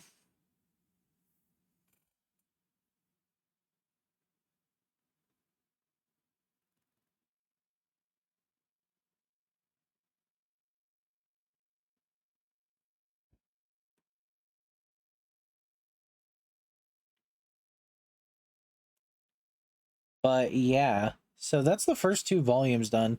I should probably tell you guys that there's 11 volumes. So that's why I said I'll be doing 2 to 3, because I think the last video will be me covering the last 3 volumes.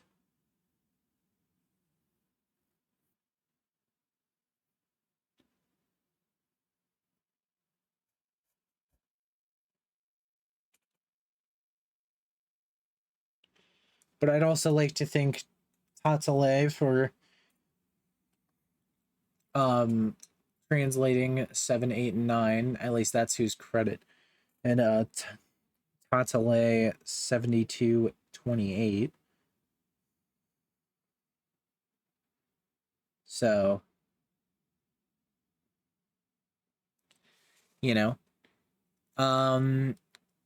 yeah, that's really it for this chapter. So I guess we'll be moving on to the last part of this retrospective, which is just going to be talking about how things have played out.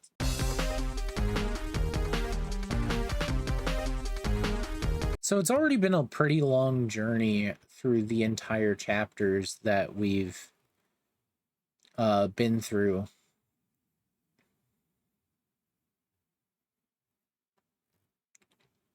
And honestly, it's pretty understandable. We've already gone to Gingka getting an evolution to his bay. All of our 4 main characters that were introduced in chapter 1 have already gotten evolutions to their bay. We're in the first big tournament arc. Things are really moving in the manga, and we're getting quite a bit of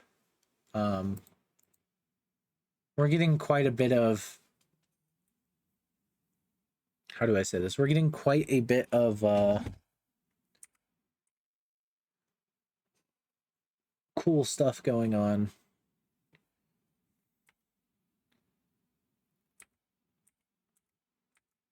In the manga, getting a lot of cool shots of the characters.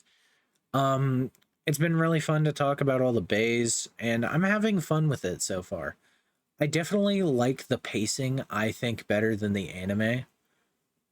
There are certain characters which in the anime they were kind of given character development episodes, which I didn't really like, especially because the anime kind of exaggerates some of these mode changes and stuff that some of these characters have. I know the Tetsuya the long-haired, kind of decrepit-looking guy I've pointed out a couple times. I believe he shows up earlier in this chapter. May be wrong, though. Yeah, this guy, Tetsuya, at least I believe this is him.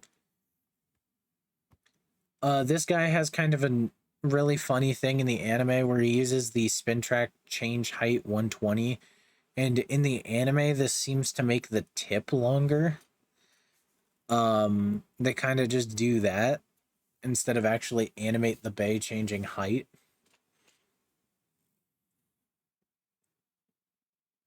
So there's times where it ends up changing height to be like 3 feet tall, when really it just changes between the heights of 120 and 145. So it goes from like 1.2 millimeters to 1.45 millimeters, gaining like a fourth of a millimeter of height, which is a big deal, kind of. Got quite a bit of interesting characters to look ahead to.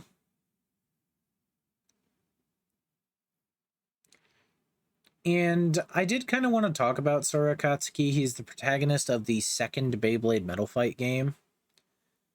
I'm not sure if the first Beyblade Metal Fight game is canon, but there is something later that kind of suggests that parts of the Beyblade Metal Fight game Cyber Pegasus may be canon to an extent. I definitely think that there's, of course, limitations to this. Like, I don't think that there's a story in that game where, spoilers, everybody gets killed by the main antagonist, and then a time-traveling robot shows up and kills the protagonist. At least I think he's time-traveling. Or kills the antagonist, and there's no one to save him because he absorbed everyone's souls. Or something like that. I think that's how it was, but it's like, I don't think that's canon, but I think maybe Sora Katsuki's story from that game is canon, and I have yet excuse me. I've yet to actually do that story because you have to unlock it using the Wii game or using save mods. But I'm not going to mod my save for that game. But overall, it's been a pretty fun experience. I've enjoyed seeing all the bay shattering. I was surprised to see that it happens like 3 or 4 times in the first 9 chapters, and I'm just like, wow. Like, that's crazy. But yeah, I'd also like to give some special thanks while I'm at it. So I'd like to give a special thanks to you guys for watching this. I hope you've enjoyed the Beyblade Day event, because this is, I believe, what's going to conclude that event. It was kind of a last minute idea, and I wouldn't have done it as well if it wasn't for my partner encouraging me to do it. I did this for my partner's birthday. They kind of said I should do it as like a birthday gift. And, since I'm not super sure what to buy for them, and I'm kind of like bad when it comes to buying gifts and stuff, I definitely think that this more than qualifies as a good birthday gift. So I definitely hope that my partner appreciates this. So if you're watching this, thank you for encouraging me to do this. This video was in the works, though, before that, so don't take credit for that. I'm not giving credit for that part. When it comes to the manga as well, like giving me the translations for the manga, I also have to thank them. They found it. They also gave me a translated Soul Burst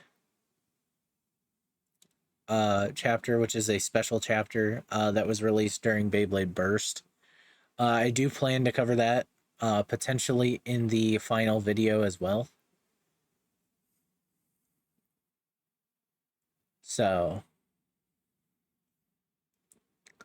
yeah, because I do plan to cover all the special chapters that I can find for Metal Fight. But overall, it's been a fun experience reliving Metal Fight through the manga, especially because I've never read the manga. Like I said, I'm reading this and then literally coming back and doing a retrospective on what I read. It's kind of like a book club almost. And it gives me a chance to nerd out with you, the audience, even if you're not super into Beyblade and maybe you clicked on this video. Who knows? Maybe these videos are going to get some people into Beyblade, and I think that's cool. Beyblade's a growing sport. Yes, it's considered a sport. And, I would really like for Beyblade to become a strong international sport. I think it would be cool for that to happen. Especially since Beyblade X is really pushing that aspect. But, like, Beyblade X is the strongest Beyblade's international scene has been since the Metal Saga.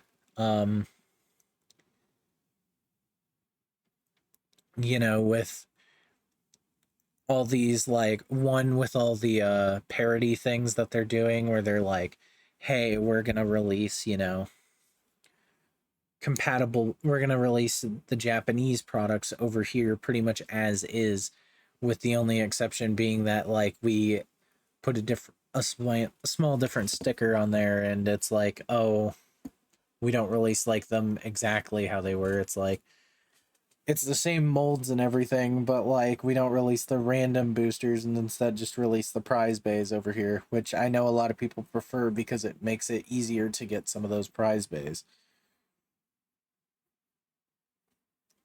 But, you know,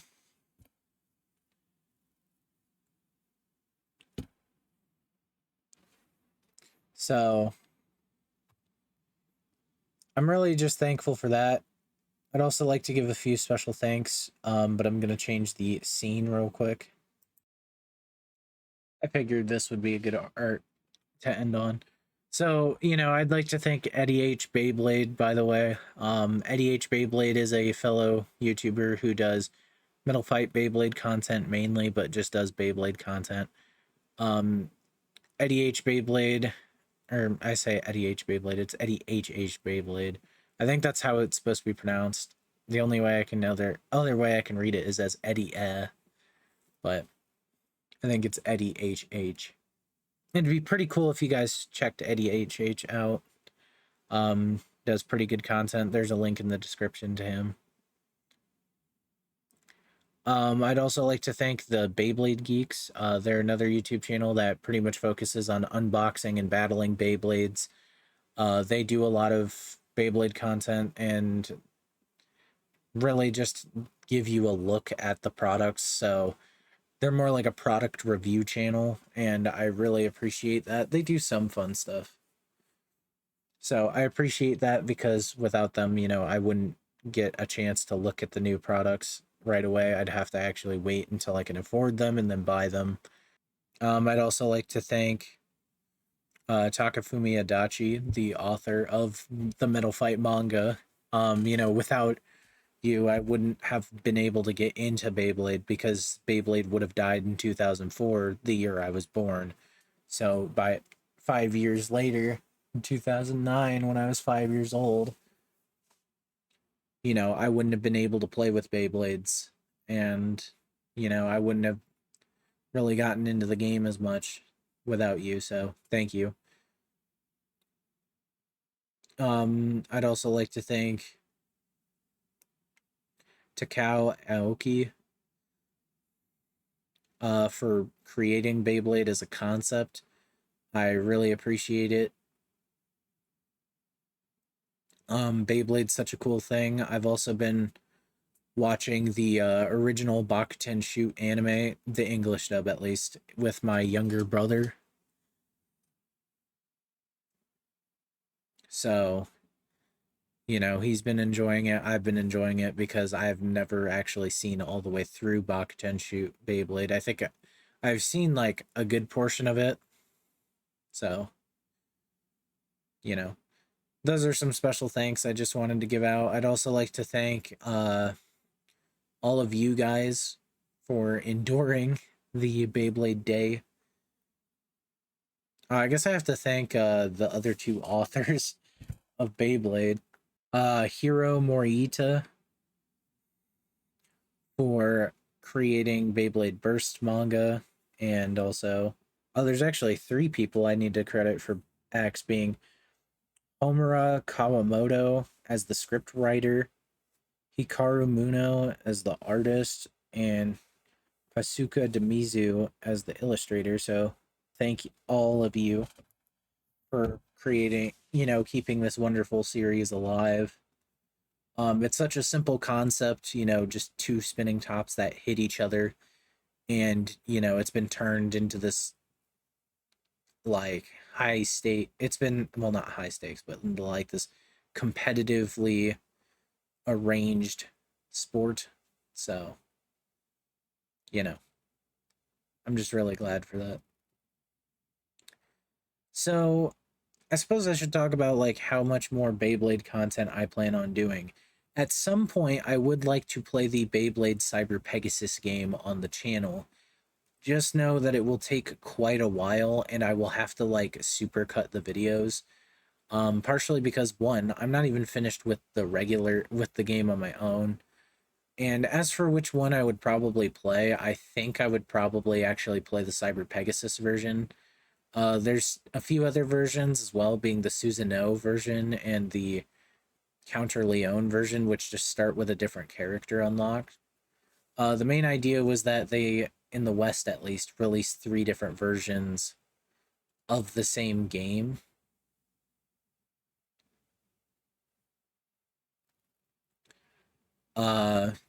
These 3 different versions of the same game came with different promotional Beyblades, being Counter Leone, which again was kind of like Cyber Pegasus, where it was like a special Leone with a new wheel.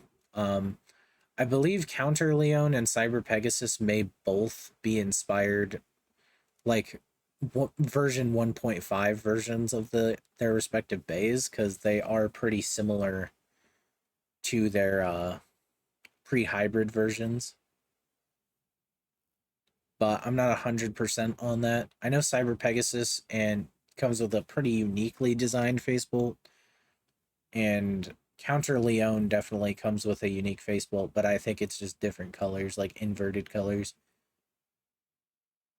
So instead of like white with green, I believe it's a green with white faceplate or something like that. And then I don't know anything about Susanoo. But if you haven't played that game, you should. It's a pretty decent game. Just know that it's pretty difficult, and unless you actually enjoy the game, you're not finishing it. It also requires the Wii game to fully explore all the content, so keep that in mind. I also can't get the cheat codes for that game to work. There's supposed to be a password that unlocks everything, but anytime I look it up, it doesn't do anything. I don't know if like the codes are different in that game or not. I'm not sure if I'll keep recording like Beyblade battles and uploading them to the channel. I might as a part of like my expanded nerd shit, but I don't know how regularly I will do them. I'll also probably end up dropping them in waves on like a week. So I'd probably like record a bunch, edit them and then keep them in stock and then like drop them in waves. So be like, here's like on this Friday, it's like, oh, I dropped them there. Or, on this day. But keep in mind, my channel is not specifically tailored towards Beyblade. So, I'd prefer not to try to make Beyblade my main content farm. I say content farm, but like my main source of content, despite how much I like it. Especially because that also means like I'm putting a lot more money into the channel than I'm willing to right now, because Beyblade is a semi-expensive semi-expensive hobby. I've spent like hundreds of dollars already. Like I think in total I've probably spent like almost $1,000 on Beyblade products. Gradually. obviously. Like, not all at once, because then I'd be like, shit out of luck. But it's like, gradually I spent like up to $1,000 on Beyblade products, just getting starter sets and then collecting bays. So could be like less than that, but I don't know. So, that's kind of what Beyblade content I plan to cover. So I may play Beyblade video games on the channel, but remember that I am a Let's Play channel first, a nerd channel second. So, and the reason why is Let's Plays, like, they just are my calling. They're what I do. Even if they're not like the most popular, even if Beyblade would probably get me more views, I'd stick to Let's Plays because, that's what I do best. So, I'm not saying there won't be more Beyblade shit, but I'm also not saying I'm switching entirely to Beyblade. It's just a who knows, it might happen, it might not. I also hope you enjoyed the Beyblade Day battles. Even if there was a lot. I know there's like maybe 22 different battles that I did. I haven't done them yet. Like, at the time I'm recording the retrospective, this was the first thing I did because I felt like it'd be the most time consuming. And then I think after this I'll end up doing the how I got into Beyblade thing. So I'm kind of doing this like backwards, or like inside out more. But right now I haven't even figured out how I'm recording the Beyblade battles, so they might turn out good, they might turn out bad. It really depends on what stadium I use for it, or stadiums. I might use multiple. But, I figured I should celebrate Beyblade Day because, my dad keeps making jokes to me when I talk to him about Beyblade. He's like, why do you have so many Beyblades? You're not even making content on them. So, I was like, what if I actually did make Beyblade content? So I just hope the hourly upload things doesn't like give me a spam warning from YouTube for publishing so many videos back to back. And yeah, I guess that's really all I have left to say. So really just happy Beyblade Day. Hope you enjoyed the retrospective. I hope you're looking forward to future parts of the retrospective. Oh yeah, that's kind of the thing as well. I'm going to be continuing the retrospective. So that's also what Beyblade means going forward. So, next time I do the retrospective, it'll pick up on chapter 10, and it'll likely go until chapter 19, and also the special chapter, A New Hero Sora Katsuki. Go for Cyber Pegasus, because that's also in volume 4. Yeah, that's really all I have to say. So thank you all so much for watching. If you liked the video, be sure to hit the like button.